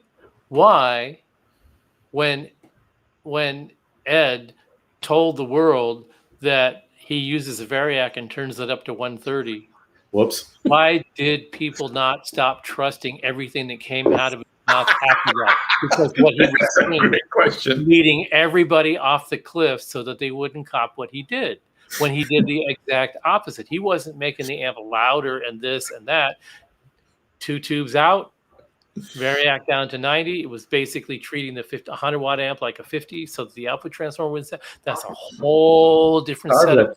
Yeah. So he's doing this over here and saying, Jose's my man over here. Jose's getting flooded with all of his, all the guns in the old days. The fastest guy with a gun was like always having to fight the next guy that was going to be the next faster gun. So all those faster gun guys are like converging on all of us repair shops going, I want that, only more. Yeah. What's the next step? What you really want is less.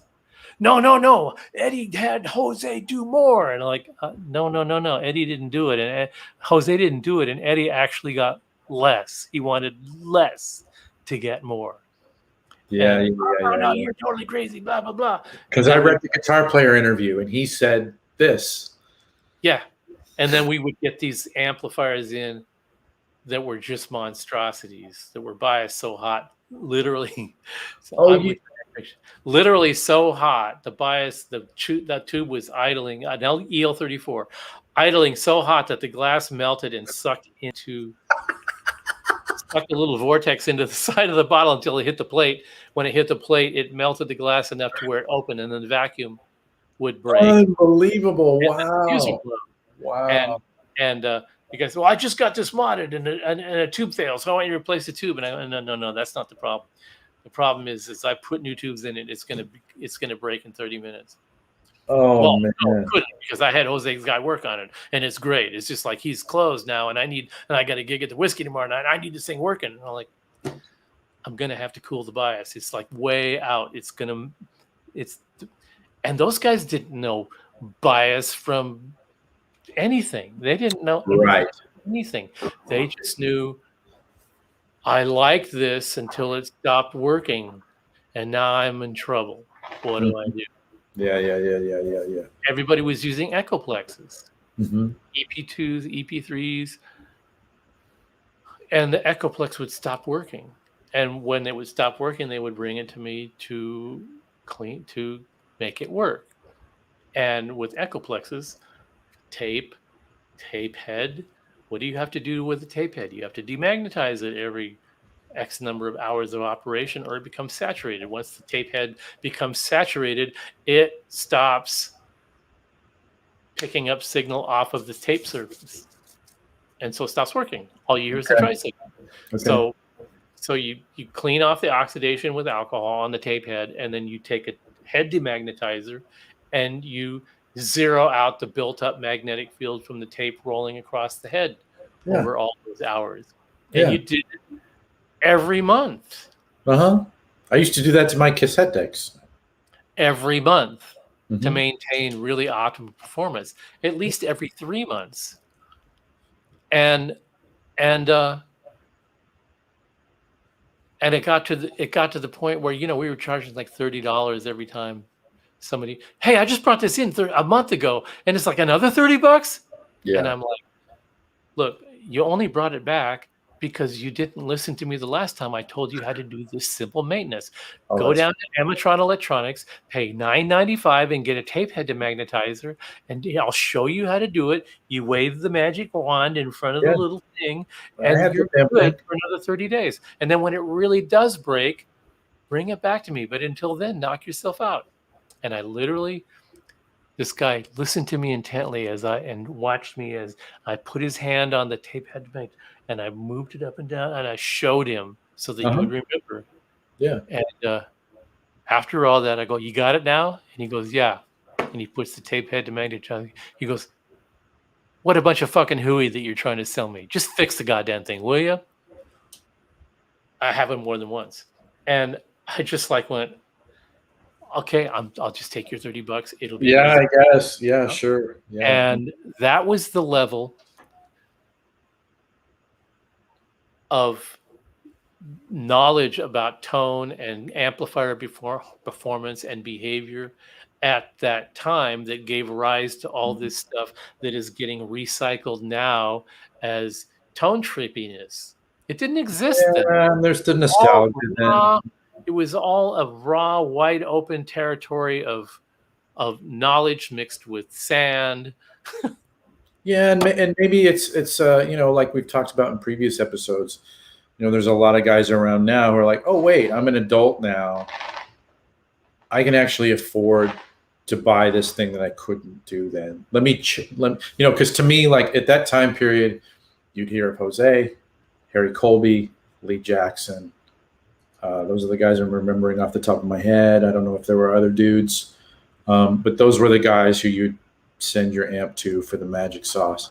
And I grew up in Colorado, kind of in a smaller town. I knew guys who sent away for that kind of thing, and I never knew one guy who got their head back and was satisfied. And actually, it's Steve, wasn't it you who was telling me that Lee Jackson had like a no, like he would do mods, but he wouldn't remove them. And weren't you kind of a guy who would, if people decided they didn't want his mod, he would send them to you. Like, I do the mod, I don't take it out. Don't talk to me again. Like, if you want it out, go to this guy. And weren't you that guy? That's hysterical. I'm selling you my elixir. It's $350. That's what you're buying. Whether you like it or not, or whether it works for you or not, is irrelevant. I'm selling you the Lee Jackson elixir for $350 a pop. No returns, no refunds. You're coming to me to get what I have. That's what I'm giving you. Actually, that's more what I would have thought a Jose was. Like the one thing. Like Lee Jackson did his thing, right? He wasn't doing 8 million things. He was doing the Lee Jackson mod. Well, but see, that's what every mod guy learns in the process of doing this, that you get these people that you get the guy that goes, you did thing 1, I want thing 2. You did thing 2, you want thing 3. And you keep doing that until you finally say, you can't do this. The Volkswagen will not be a Ferrari. Now you have to go buy a Ferrari if you want to go to the next evolution of the driving experience. You can't emulate it in the lower level thing anymore. You're maxed out. But there will be somebody else that will tell you, oh no, we can do blah blah blah. And at the end of around the early to mid 90s, there was a guy that was putting a noise gate. Well, it's so noisy. It's so noisy with all that gain. All the gain that you asked for, there's more gain than you will ever need, is now noisy. So now the new kid on the block has got a noise gate. And his mod is $150 for a noise gate in your amp. And the noise gate is this little FET and a transistor with some resistors and capacitors and some wires sticking out of it. Remember those you've seen these water coolers, the office water coolers. They had the little paper cup dispenser. Yeah. With a little collapsible paper cup that you take a drink out of it and throw it away. Yeah. This guy, that was his form for the potting compound. He would take this little crushable water cooler paper cup, take the circuit that with wires hanging out of it, put it in the cup, pour potting compound in that, and then silicone glue it inside your amp with these wires coming out and sticking it around different parts of the circuit and give it back to you. It was this total noisy, stupid rat's nest. Changed the sound of the amp. It made a big chopping sound when the gate turned. Horrendous. Completely unnatural. And hundreds of them. And people just, oh yeah, I got a noise gate in my amp. You look, bang, bang. Like, seriously? Yeah, but it's quiet. It's like, do you even? This was the thing. There was a plethora of players. Okay, so out of all of that volume of really horrible things that were done to amplifiers, there was one or two or a small percentage of examples were real players that could play real guitar music that were like innovators and leaders like Steve Vai and Lukather and all these guys that could take a mildly modified amp and make it sound like something. And it isn't because, and just so happens it was modified by Jose, but just such a minor modification that it didn't really amount to all that much. Right. But it gets cred because Vai made good use of it. Because it was Steve Vai playing his guitar his way on incredibly high-profile recordings. It could have been anything, you know. No one's mentioned Dumble yet. I figured, actually, when Steve was talking about putting goop over components, I thought of Dumble too, Kelly. That was the first thing I thought of. Let's Well, goop the first thing that you learned about goop, the first thing you learn about goop is in in a, in product development in general, and electronic product development a little more specifically, and in electronic development extremely specifically, the amount of goop is inversely proportional to the originality of the circuit design. Okay, where the flamethrower is being activated here, I think.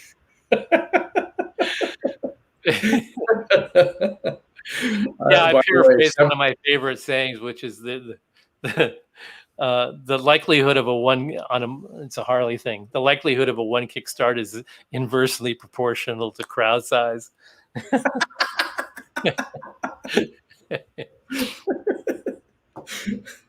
It's just when you finally dig all that goop away and figure out a way to do it, and there are really easy ways to do it.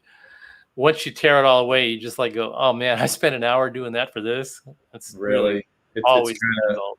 It's kind of the scene behind the curtain with the Wizard of Oz. Yeah. Okay. So now we get to the Klon Centaur. There's the historical sort of layers and layers and layers of this fairy dust mentality. Yeah. That I want the story, man. I think that we're finally growing out of it enough to the point where we sort of have a handle on that. And then somebody comes along and goes, touring circuit. I found some fresh, new, unmolested fairy dust. Oh God. And it's like, oh, here we go again. So I mean, even that what we're talking about here, what we're talking about is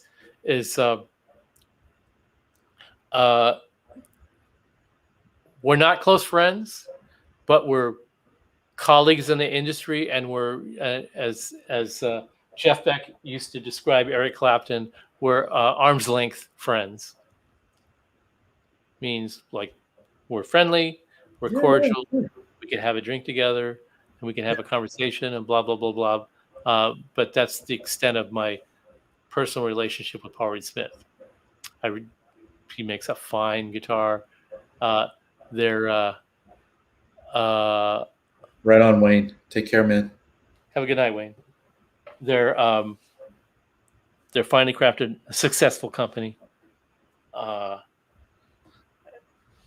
all that goes with it. More power to them. Absolutely, man. Amazing success story. And then, what possesses him to say we've uncovered some new mystic juice in the purported Woodstock amp?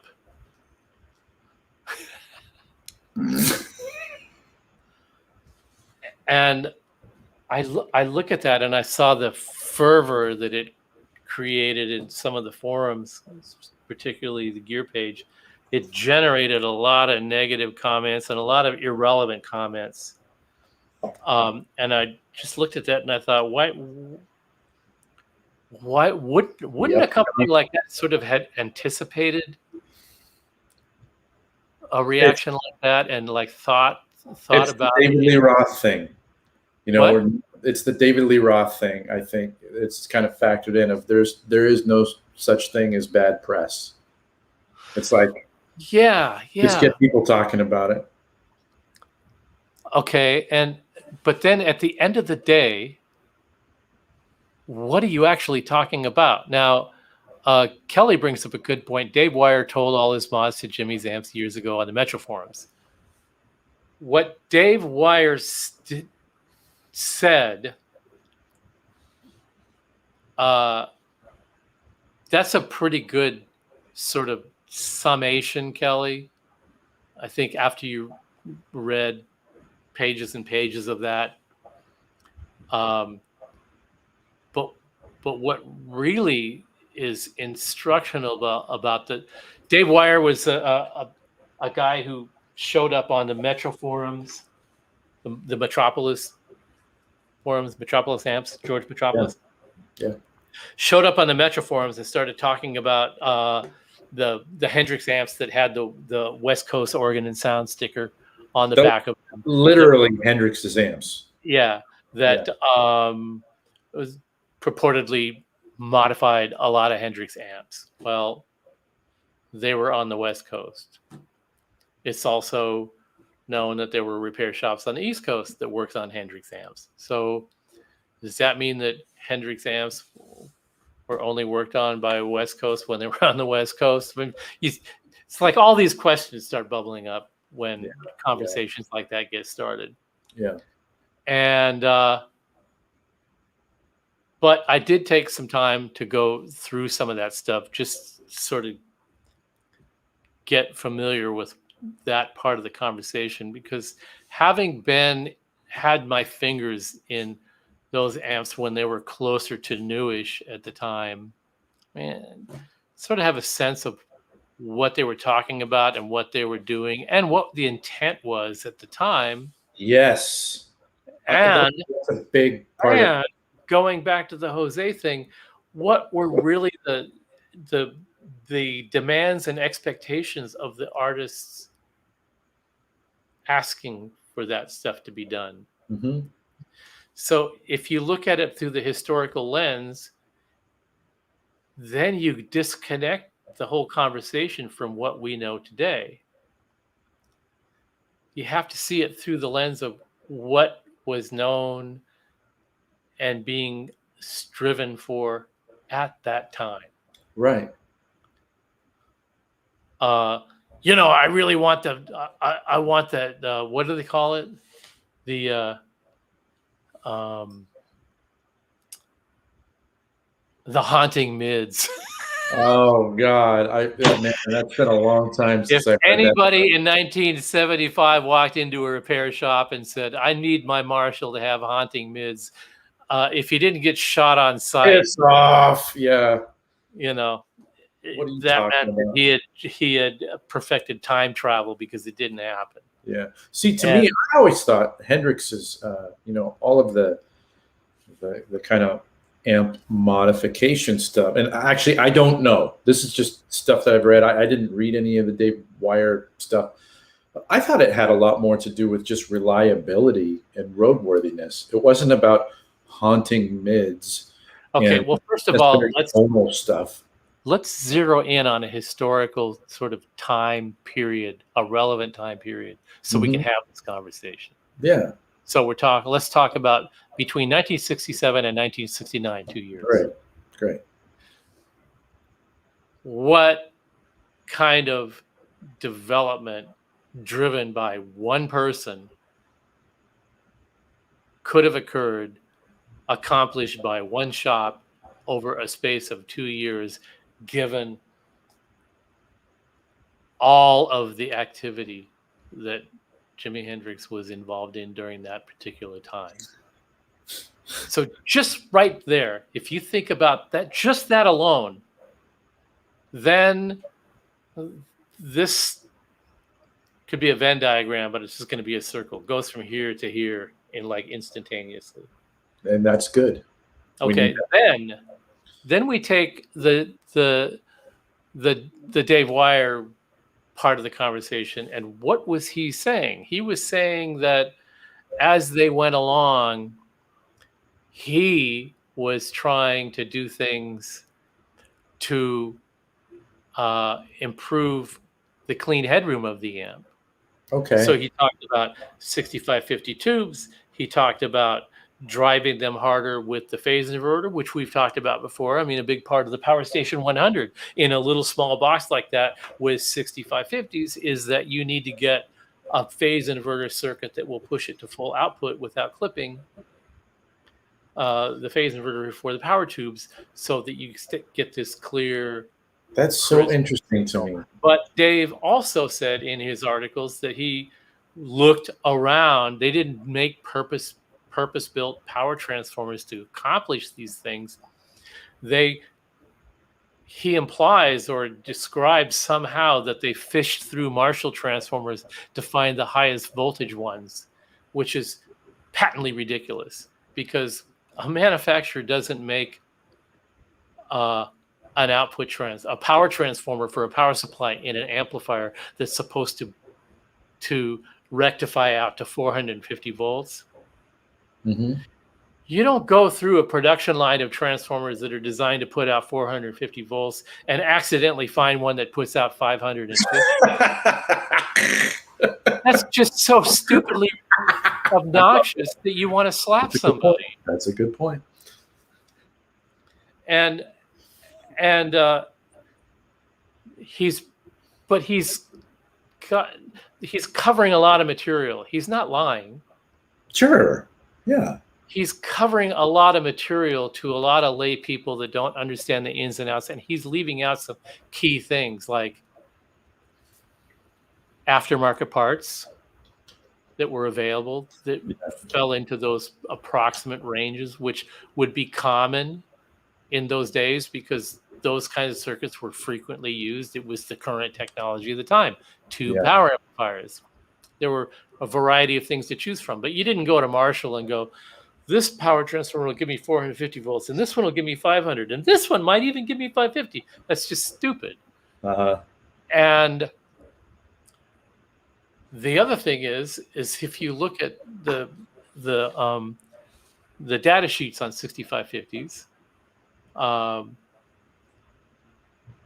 you didn't run a quartet of 6550s at 565 volts on the plate and the grids. They would just burn up. So he's saying, well, yeah, we try to get the plate voltage higher, and then we switch to a 12AT7 phase inverter to get the voltage swing that we needed to drive those things to full output. But if you did that, they would melt. That's interesting. So you're not solving a reliability problem. You're not making them more roadworthy.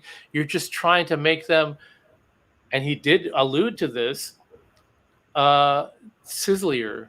He didn't like the sizzle. They're trying to get rid of the sizzle, trying to keep them clean up to the point of what's funny to me? Power amp saturation, which we've talked about so many times, which we demonstrated a couple of weeks ago. Hey, later on, Brian, thanks for hanging out, man. If he was after a cleaner headroom, why didn't he stick with the 45-100s that he was using at the very beginning? It's definitely a cleaner headroom. I got one right behind me right here.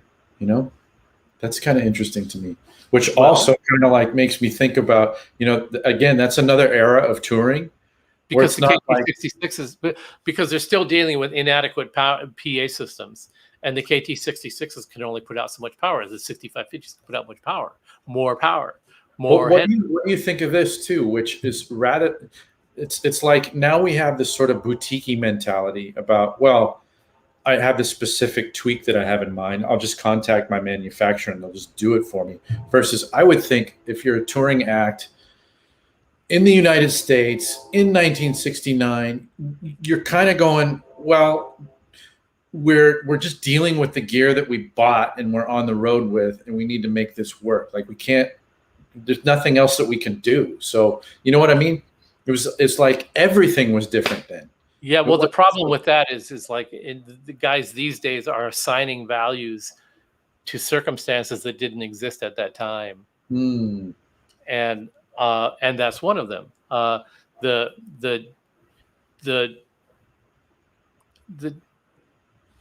companies design a product and then they evolve it and develop it as they learn how it performs out in the real world, and then they evolve the design to compensate for whatever difficulties they encountered during that.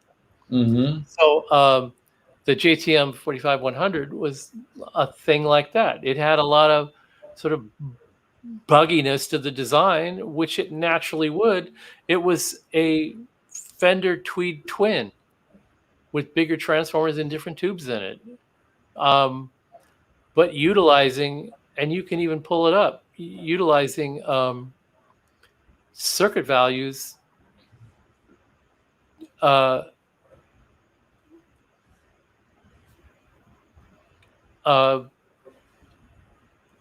used in the original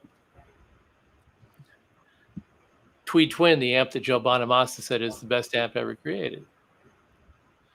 And so basically what they started out doing was cloning stuff that was too expensive to buy in America. So this is a twin amp, a Fender Tweed Twin. And I circled some areas in this amp where circuit values that were common to the JTM 45 and not changed necessarily when the British amp was cloned from this circuit. Starting from the left, you see the cathode resistor and capacitor that are emblematic of the super bass. And then the very next circle to the right, where the volume controls are, you see 270K mixing resistors, neither one of which has a bypass capacitor on them, and which is sort of insignificant because they weren't really trying to make two different channels sound differently. They were just trying to provide 4 inputs so that 4 people could play through that, presumably. And then the third circle is the cathode resistor of the cathode follower, of the stage that drives the cathode follower, that drives the tone stack. That appears over and over and over again to the present day in Marshall reissues.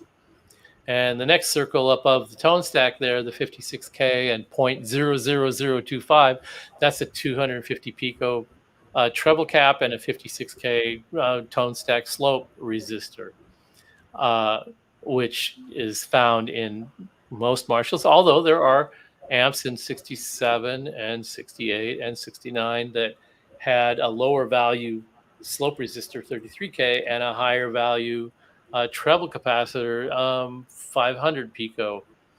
And then next and to the right, up and to the right of that, there's a 56K feedback resistor, and nobody pays attention to that, but that's one of the key things about the functionality of the circuit is the feedback signal coming from the output transformer back into the phase inverter stage determines how stable the power amp behavior is when you push it into distortion.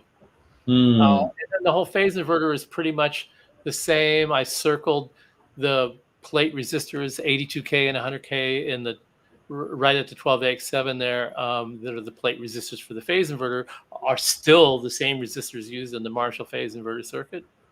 And then where it shows the 4 power tubes, the 5881s, to the left of those power tubes, I've circled the letters 1500 2 times.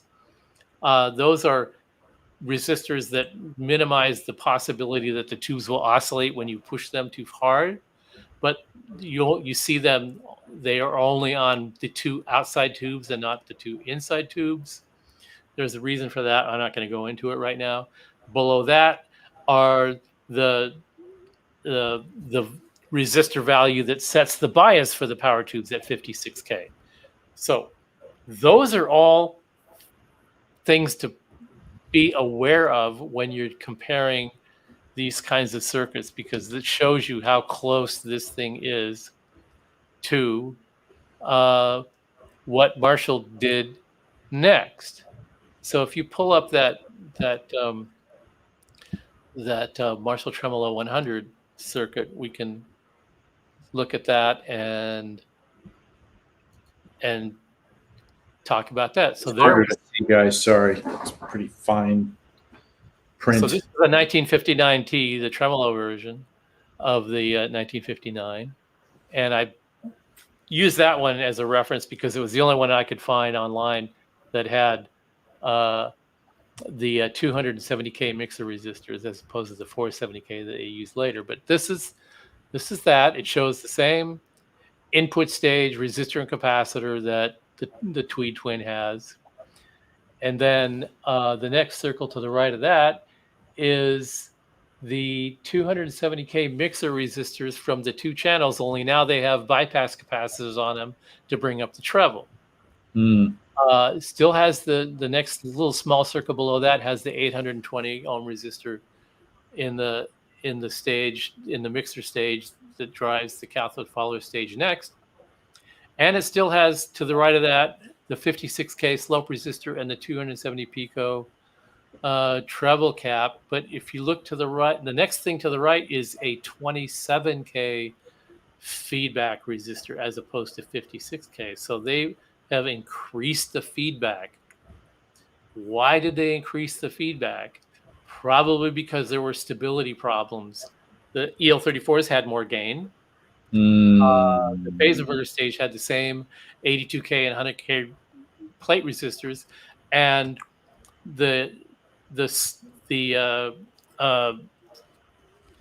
input grid resistors to the power tubes didn't have separate stopping resistors to each input grid of each power tube, the same way as the Tweed Twin. And when you push the amp too hard, it could cause it to start breaking into oscillation. So it's very possible that they increase the feedback to control oscillation. But they put a presence control on it just so that you could bring back some of the treble after so much feedback. So this is an evolution of the Fender design that was intended probably to compensate for some of the variations in the circuitry, the layout, the transformers that they use, and all that kind of stuff. So they're still finding their way and tweaking and figuring stuff out. But then you look at there are quite a few examples of late 60s Marshalls that have the different treatment on the tone stack where the treble capacitor is larger and the slope resistor that determines the bass is smaller, and that causes the bass to shift and have a little bit more low mid bass presence, and the treble cap being larger gives it a treblier and sound, and also a little bit more of a mid bark. And then later I read that this was something that Hendrix discovered that he liked the sound of and wanted it done to all of his amps. And so that circuit kind of came and went with different variations of Marshall. But these are also, aside from those few little variations, the phase inverter is the same, the cathode follower is the same, the input stage is the same, except that when they went to the full-blown development of the 2 channels, that one was bright and one was bass, that's when the cathode follower, that's when the input stage, the 2 input stages that were biased by a common cathode resistor and bypassed by a common cathode capacitor were separated so that they had a different network on each cathode, which caused one stage to be bassier and the other stage to have a more forward top end and upper mid presence. And then the bypass caps on the channel volumes, the treble cap that everybody calls the treble cap that people cut out and then wish they didn't and put it back and all of that. Those are the key things that sort of differentiate a model from a model from a model. All the stuff that Dave Weyer guy was talking about was all occurring with the voltage on the power tubes and putting a 12A T7 in place of a 12A X7 without making any real modifications to the circuitry there. So that isn't really product development. And those are just like Band-Aids to try to get you through a gig. And like I always say, there's for every problem there's a solution, and for every solution there's a compromise. And the compromise is that you hear some live recordings of shows where where the sound is really sort of brittle and sharp. Absolutely. Was that really because of the treatment that was done to the amp, or was he just using a stock amp and it was just recorded crappy? I mean, you have to really kind of try to be additive with all of this stuff and figure out where all this stuff comes from. Where was the mic placed on the, on the speaker? I mean, and then at the end of the day, you have to say, all that's sort of only partially relevant, because what is my takeaway from that as a player? Did I learn something? Do I want that exact amp? Am I willing to pay $250,000 for it? And am I trying to play music and evolve and build on things that I learned from this player that created so much amazing, wonderful music? Or am I just obsessed by every little tweak that may have happened or may not have happened? And then once you sort of feel like you're in a comfort zone where you can say, I get people's fascination with all of that, but I really would just want to play music and write and find my own voice and do all that stuff. Then somebody comes along and says, we got a chance to look into the Woodstock amp, and we identified a touring circuit. And I'm like, okay, why did you have to say that? What does touring circuit even mean? And then I have to go back and I have to say, what's to be accomplished by that? What do you, where does it go from there? What do you get? Was it worth it? Is it just fun to? Is it just fun? It's like, well, it's It kind of sounds drink batch 110 while you're listening to these 5 songs on the Black album, and then it'll all make sense to you. To me, it sounds like it's trying to seduce the rubes, to be perfectly honest, and that's why it feels really cynical to me. Well, let's have a little fun. Again, I do have a lot of respect for Paul, and but hey, we're in this boat together, and I feel like I have a license to lodge an objection here. So I'm going to take advantage of that.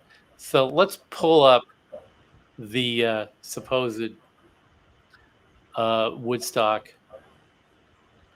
Marshall picture. So we got a couple of them here. Can we only get one at a time? Yeah. Okay. Well, grab either one. I don't care. We'll have fun with it. Okay. All right. So here's one of them. Okay. This is the supposed Woodstock amp that's in the Hendrix Museum in Seattle. And nothing remarkable going on here, folks. I circled the area of the phase inverter. And the smaller circle to the right is the feedback resistor, which on this one is a 47K.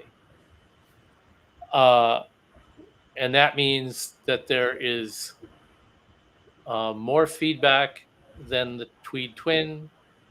And I'm sorry.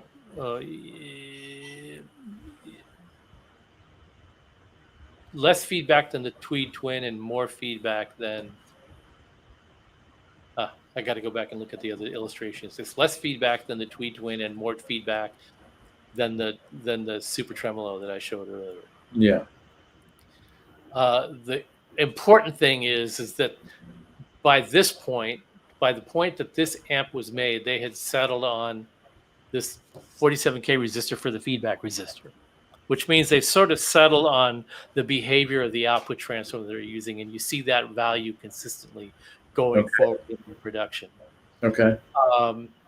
Just to the right of that circle, where there isn't anything circled, there's a couple of resistors, and there's a big white thing, which is a capacitor for the bias circuit. And then there's 2 resistors tied together in the middle. And the original value of that resistor was 56K, and that's kind of like a standard value for the voltage that they use in their power transformer. Mm-hmm. And this one has another smaller value resistor in series with it which actually increases the total value of that resistance. And by doing so, it increases the negative voltage to the tube grids, and so it lowers the bias voltage of the tubes. Why would you lower the bias voltage? To run the tubes a little cooler, so that they don't run quite so hot. This So is maybe the headroom issue. yeah, could have been because it made it. It was one of the things that they did to make it sound a little cleaner. Okay. Before trying different power tubes like 6550s and higher plate voltages. Got it. And then but in between those resistors that are tagged together and the 47K resistor that's circled, there are two resistors that look like they're in series, but they're not. They're actually between the power tube supply and the preamp tube supply, determining how much voltage and how much low end filtering is happening to the DC voltage going to the preamp tubes. And it's a little bit more conservative than was going on in the tremolo, which was quite high. It had 560 volts on the plate, according to that schematic, which is really high. And this was probably less. Now, over in the far left of this diagram, we see the 33K slope resistor and the 500 pico treble cap. So this is an early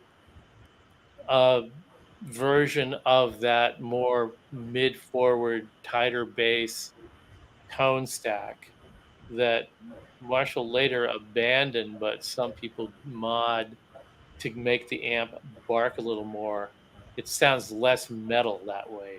The other tone stack configuration sounds a little bit more scooped out and fizzy on the top. Yeah. And for really super overdriven, high gain modded amps, that would probably sound more palatable. This one makes the mid-range a little bit more forward and gives it more of a, classic overdriven. More haunting mids. Yeah. The semi-haunting mids. So this is in there. So I look at this and I go, okay, which part of this is the touring circuit? It's not the phase inverter, that's stock. It's not the feedback resistor, that's stock. It's not the power supply decoupling resistors. They're more or less stock. And that pretty much leaves the bias setting, which means it's biased colder. Is that the touring circuit? All right, so enough of that picture. Let's go look at the other one. Now, this is the power two of the power tube sockets. And there's really nothing to see here other than you see these 1K resistors mounted right on the tube sockets. Mm-hmm. And the reason that you those are the screen grid resistors. And the reason that you put them right on the tube sockets is because they need to have the leads as short as possible going to the tube pins to avoid introduction of oscillation. They can radiate signal. Oh, no kidding. Huh. Okay. And if you push the amp really, really hard, it'll break into this high-pitched squealing oscillation, which you could hear on Hendrix records, and we've discussed this previously. Sure. So those are you got the power tube filament wires that power the heaters that cause the tubes to light up inside the orange glow. Those are laying down on the chassis to keep noise down. And then you see this resistor going from one tube to the other tube. This is the amp that only has one of those resistors per tube socket. The later ones have one per pair of tube sockets. The later amps will have one per socket. And again, those were added later to help mitigate oscillation and fizzy buzzing stuff on top if you push the amp way out to its max. So that's it for those. I just wanted you to see those resistors mounted close to the tube socket for a particular reason. We'll come back to that in a minute. Let's look at the last. We got one more picture of this, right? Is this it? No, we actually have, well, that's enough for the Hendrix amp. We have the supplied guts picture of the HX itself, if you want to look at that. Okay, so let's go look at that. And let's talk about it. No, we already saw that one. Ta-da! Okay, so what I did was I went through this and sussed out where everything is on here relative to what's going on in that Marshall, and here's what I find. First, starting way at the top, the little rectangle on the top, there's a resistor circle there. That's part of, there's an adjustable bias pot on the back of the amp. And that resistor is part of the bias circuit. And then there's bias points, so you can test the bias at each individual power tube, which is kind of, you have one pot to adjust all 4 tubes. So that really just gives you the ability of checking the tubes individually to see how close they are matched to the other 3. But when you're buying match quartets, it's kind of superfluous. That's more of a nod to, let's give them what they want. They're not going to set it right. They're not going to really understand what kind of normal tolerances you see there, and it probably causes many questions as it answers by having it, but that's what they chose to do. So great. Then directly below that, that big rectangle, this relates to the last picture we saw where I talked about the screen grid resistors being mounted right on the power tube socket. So here's an example of, they went to the effort of hand wiring the tube sockets, but they put the screen grid resistors on the circuit board and ran long leads from the board to the tubes. And that's, I personally wouldn't have done it that way, because that's kind of a recipe for oscillation. It's the length of the wires between the resistors and the tube sockets that help make it susceptible to oscillation. So that's kind of a curious choice that they made there. Mm-hmm. Then, however, they did put the input grid stopping resistors on each tube socket, which is what you would do. However, the green and orange twisted wires that go from each socket to the next socket, that's the heater wires. They're up in the air where they can radiate more hum. You would lay it down on the chassis to minimize hum, because the chassis would help bleed off some of the hum and keep it from bleeding into the signal. Wow. So they have it floating up in the air, and then there's purple and yellow wires coming from the circuit board at the left of the tube sockets, and it's bundled together with the heater wires on the power tubes. The gold and purple wires coming from the circuit board, those are actually the phase inverter signals that are driving those power tubes. So I don't understand why you would go to all the effort of hand wiring the tube sockets and then bundle the signal going to the tubes with the heater, where most of the AC noise would be generated, and allow that to bleed into the input grids of the tubes. But that was a design choice they made, and that's not for me to say. I would just find that really curious. Now, directly to the left of the power tubes is a rectangular that shows a bunch of parts in parallel, and that's the phase inverter components.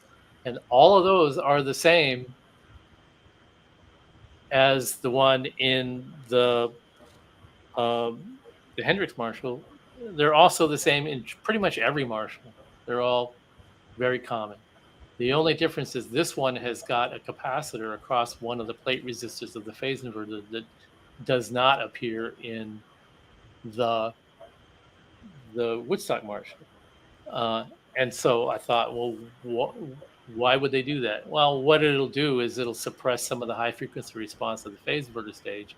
And why would you do that? Well, maybe to mitigate some of the oscillation caused by the fly wires going from the circuit board to the power tube. It's just a suggestion. I haven't had the amp on the bench, so I can't speak really intelligently to that. I'm just looking at what I would look at on one of our own designs and try to predict what kind of issues might arise out of doing things a certain way.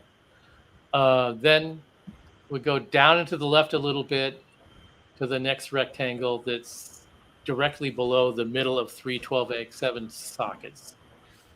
And that one has the same 33K resistor as the slope resistor in the Woodstock Marshall.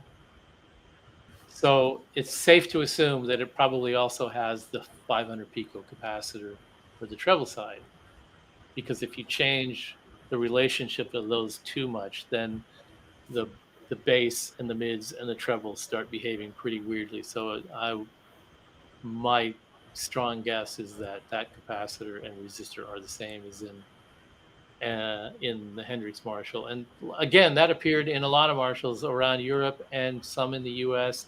It seemed to be something that they would do sometimes and not do other times. And so I wouldn't ascribe that to the mystery touring circuit, although maybe that's what they're saying. And then the last square directly below that is the mixer. And this has got the 270K resistors that the Super Tremolo, the 1959 T schematic has, and that the bass, the Tweed Twin has. Except there's a capacitor just to the right of one of them, which indicates that one of them has a high frequency bypass cap. And then on the input stages, they say in their literature that they have a 3-position switch that selects a couple of different capacitors for bypass into volumes. So one of them is probably the normal one that came in a Marshall, and the other one is a slightly smaller value. And that totally makes sense why you would do that. But so they've got a couple of little things going on here that are, they don't speak directly to the design of the amp that they're purporting to have gleaned the design of this amp from. Part of that could be, a necessary design decision because they're running into an issue, a negative sonic result. Maybe they're compensating because the output transformer design that they're using, although they say they curated it quite a lot and did A/B testing, every output transformer has its little quirks, and it may need some compensation to account for that. And all these little things, you can say that they're sort of understandable and that they would take a piece of this stew and a little bit of this salt and a little bit of that pepper and combine it a little bit of that chili sauce and come up with a program that you would say, this is our homage to the Hendrix sound that we know and love. And it would be perfectly understandable to do that. When it gets weird is when you cloud the conversation by saying this elusive touring circuit, using this kind of language to sort of say, hey, we hold, you take it from here. You expressed it pretty well when we discussed it about the keys to the Magic Kingdom and all that.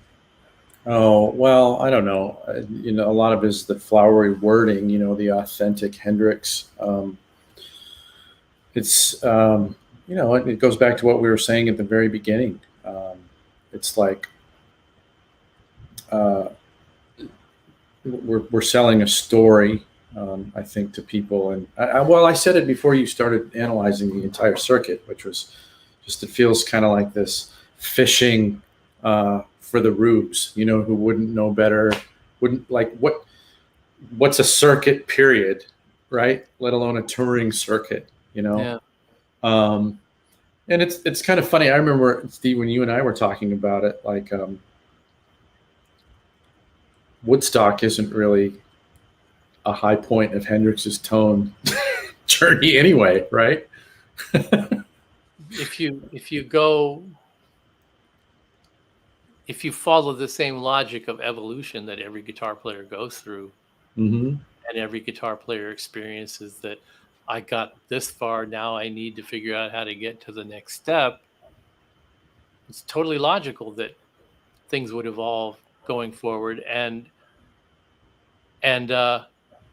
then that's sort of borne out when you see the Fillmore East.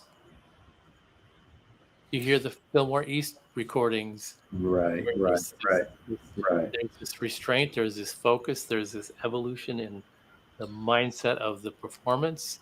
And yeah, the acoustic environment was going to be more conducive to, feeling at home. I mean, and there's so many pieces that go into that sort of thing. I mean, Band of Gypsies, I think they were rehearsing for, 3 weeks, that Baggy's rehearsal place. Hendrix is at home in New York City. They're comfortable. They're well rehearsed. It's a good sounding, room or semi-hall or whatever. Completely different situation than Woodstock. And he's got Bill Graham kind of bearing down on him a little bit. Yeah. But it's kind of like, again, we don't want to tear anyone to shreds, but kind of like, well, we're going to hold up this amplifier as, Woodstock as being emblematic of, the apex of the 1960s, certainly the late 60s. I'm pretty sure anybody who's here and into Hendrix is not going to hold up Woodstock as like, a high point, either tonally or performance wise, in the pantheon of Hendrix, live performance stuff. I've seen this a bunch. Kelly's comment doesn't look like a $3,200 amp inside. Well, it shouldn't. I mean, if you think about it, if you look inside any of these amps, a circuit board is not terribly expensive, and the components that are on it are not terribly expensive. Where is all the money? The money's in the chassis. The money's in the transformers, especially the transformers. The transformers are probably the single most expensive component in a product like that. The cabinet, the head cabinet, wood, the labor to cover it with vinyl and trim it and make all the pieces. The head, the chassis, the output transformer, the power transformer, and the tubes probably in that rough order, are the most expensive components on there. When you get down inside the chassis where it's pots and resistant capacitors and circuit board, the difference between a $3,000 amp that looks like that and a $3,000 amp that looks like the inside of the Sound City is not great.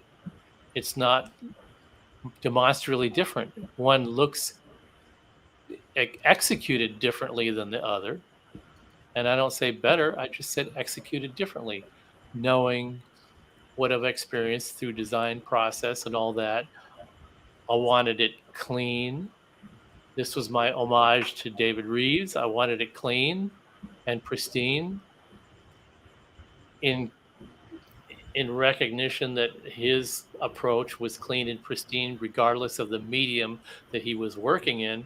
That was his ethos, and I tried to stick to that. And if you look, the upper board has got those big white resistors, just like in the Paul Reed Smith board. They're right up against the power tube sockets because that's where they should be, and so on and so on. And everything else is just sort of laid out really close to the chassis deck and all that to minimize noise and all that. But there really shouldn't be functionally a demonstrably different price between those two amps, because a little bit of hand wiring on the tube sockets does not account for hundreds of dollars of difference in manufacturing costs, and it doesn't account for the potential any difference in reliability whatsoever. So that's not it. It's if you're using the legacy of something, then you want to fluff it up a little bit to make it sound like there's value in that. Okay, you're perfectly within your realm to do that, and you'll probably sell a lot of them, and more power to you. To me, it just reflects back on our narrative, because we have to say, what can I say about that? Why did we do it this way and he did it that way? Because we felt that we were making the most intelligent and effective design decisions to make the best product we could possibly make. And it has nothing to do with who may have played something like it 50 years ago, except that was an inspiration for us to move forward in doing that. But I'm not going to tell you that as a result of that, you might be one step closer to Valhalla. Right. And I think that's the major difference in there, Steve, is like, sort of a behind the scenes, like this is an homage to somebody that I really respect, versus we're going to put this out here like this is the unobtainium secret magic sauce that you cannot get anywhere else, because we got to peek behind, the magic door. And that's the thing that kind of feels cynical to me. And I mean, I wasn't on the forums, but, kind of makes me want to fling poo a little bit. You don't want to hear that stuff. It's obnoxious. It's obnoxious. It's kind of obnoxious. And Charles, I like your point about the JBLs. There's a much better sounding live performance of Hendrix playing through dual Schumans. The silver face drip edge dual Schumans, the CBS era silver face drip edge dual Schumans with 215 calves with D130s in them. And did you notice how much remarkably different he doesn't sound on that show? He doesn't.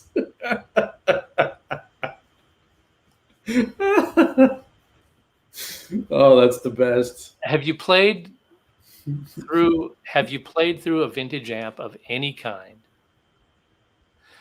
And just I've seen this amp, I've read about this amp, I've heard about it. I've never actually played through one myself. Oh, here's one in a store here. Yeah, I'd like to have the opportunity to play through that. Plug in, play through it. Wow, that's interesting. Yeah. Wow, I really like that. That's cool. And you play around. Well, the treble doesn't do so much, but hey, that's what it is. And you play around with it. Oh, the bass has got kind of funny. Well, I'm just going to turn it down a little bit so it's tolerable. Yeah, that's cool. That's cool. Everything is cool about this. The smell is cool. The beat up crocodile vinyl is bitching. And that speaker, that's a funny looking speaker. I love that. You love everything about it. In the process of loving it, you made about 18 compromises to your ideal tone to love that amplifier because of what it stood for. Yeah, the story. Here we go again. The story. And I did the same thing when we did that thing with the Magnatone a couple of weeks ago. I looked at the schematic and I went, "Oh, it's got the dreaded tone stack,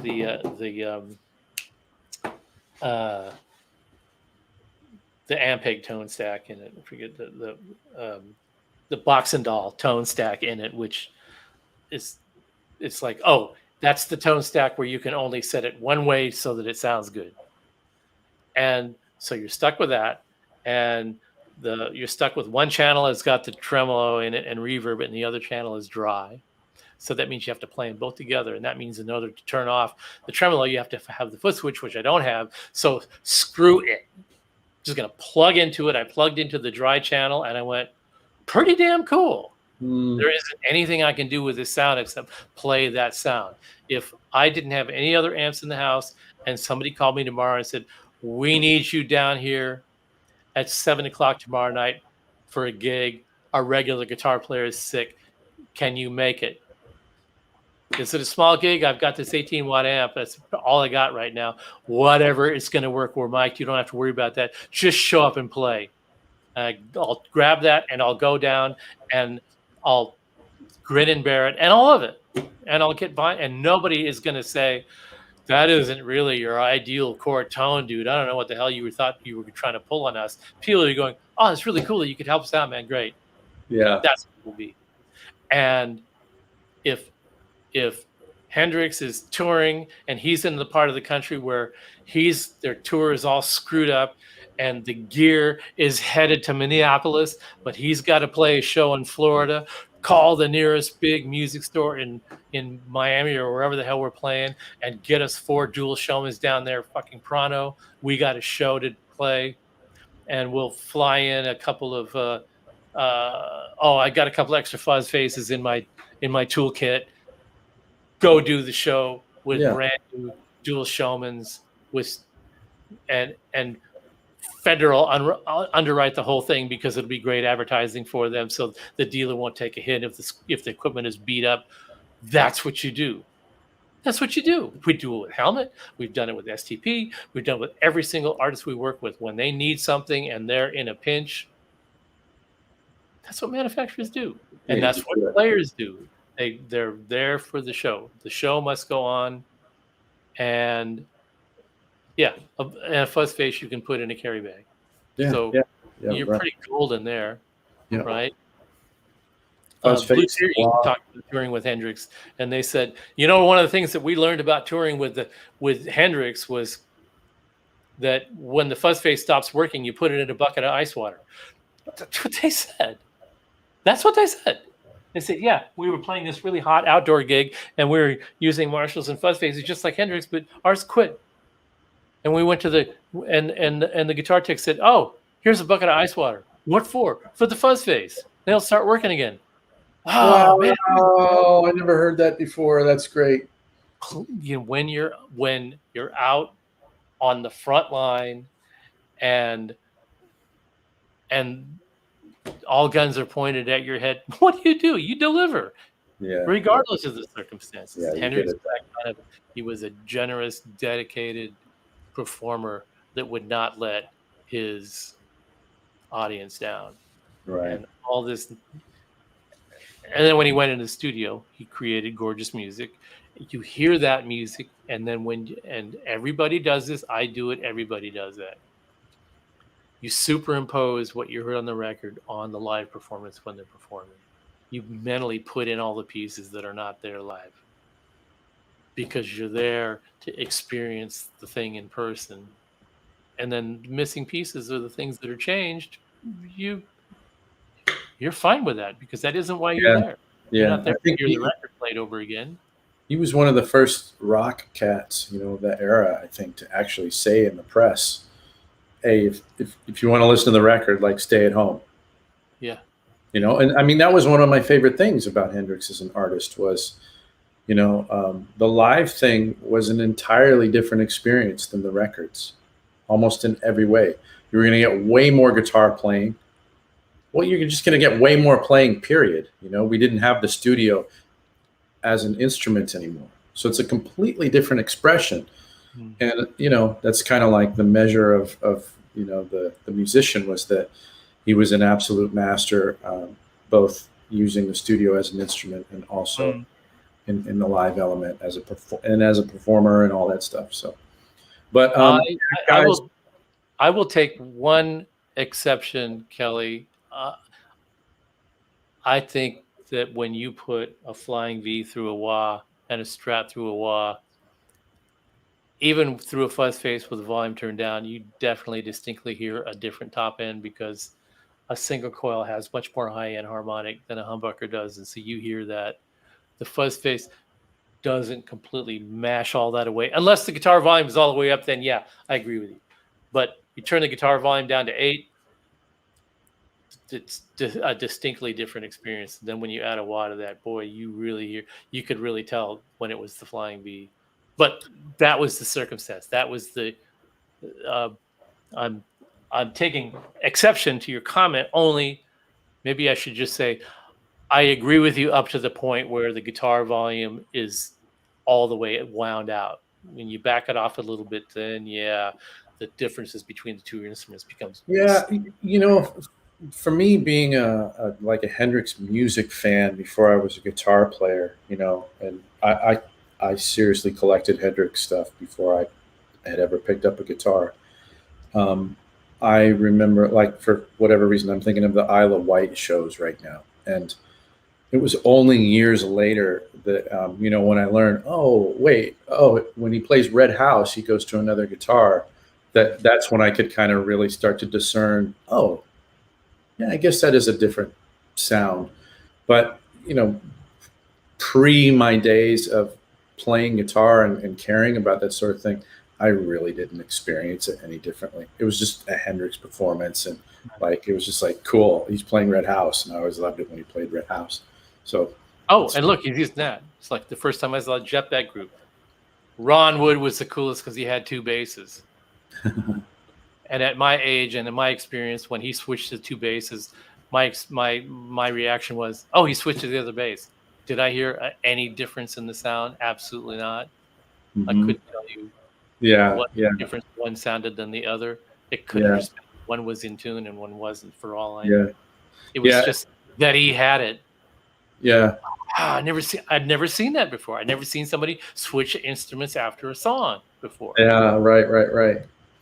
Before that, it was the Beatles, and it was the Dave Clark 5, and it was these guys, and they had their instruments, and they played their set, and then away they went, and then the next band played, and you didn't see people flipping guitars. So the first time I saw anybody flip a guitar an instrument on stage between songs was Ron Wood at the Eagles Auditorium in Seattle with the Rod Stewart Band with Jeff Beck.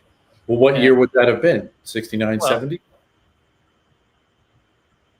The first Jeff Beck group tour in the U.S.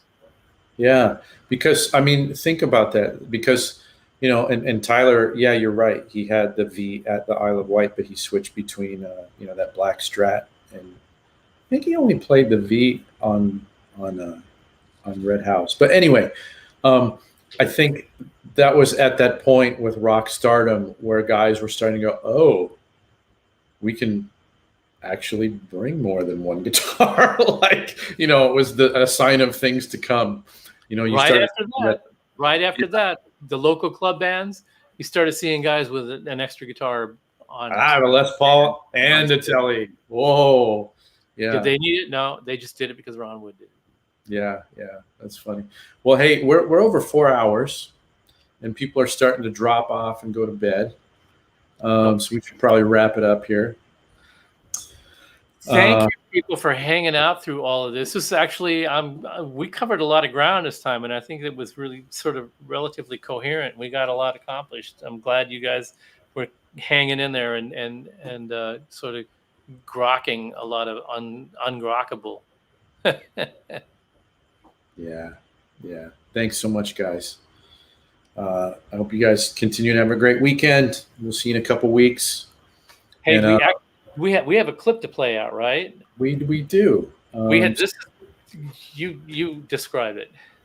Well, it's we're just keeping with the theme of the title of the show. At the top of the show, in case you guys missed it, we had, I guess it would be like maybe the first third recapitulation of that Twilight Zone episode of What You Need. And this is the penultimate scene. If you guys haven't seen the episode, it's what's that guy's name? The bully of the episode. He's kind of getting his comeuppance here, and I think this will be a fitting ending to the show. You ready, Steve? Yeah, he wanted to know what he needed, but the guy didn't want to tell him because it would be too awful. So he had to just keep his mouth shut and give the guy what he needed, whether he needed it or not. Yeah, and whether he liked what he needed or not. Love you guys. See you in 2 weeks. Thanks for hanging. Take care, guys. Good night. Cheers. These shoes are too tight. They got leather soles. I hate leather soles. They're slippery. But they're what I need, aren't they? Yeah, I put them on and then I walk someplace. Is that it? I walk someplace where I find what I need.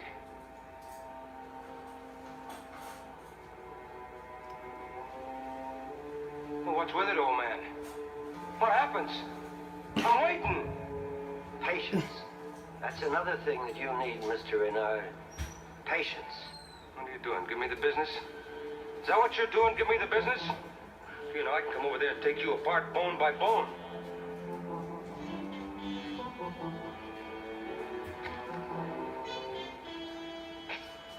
Come on, old man, tell me. Are these what I need? I didn't say they were, but I'll tell you something. They happen to be what I need.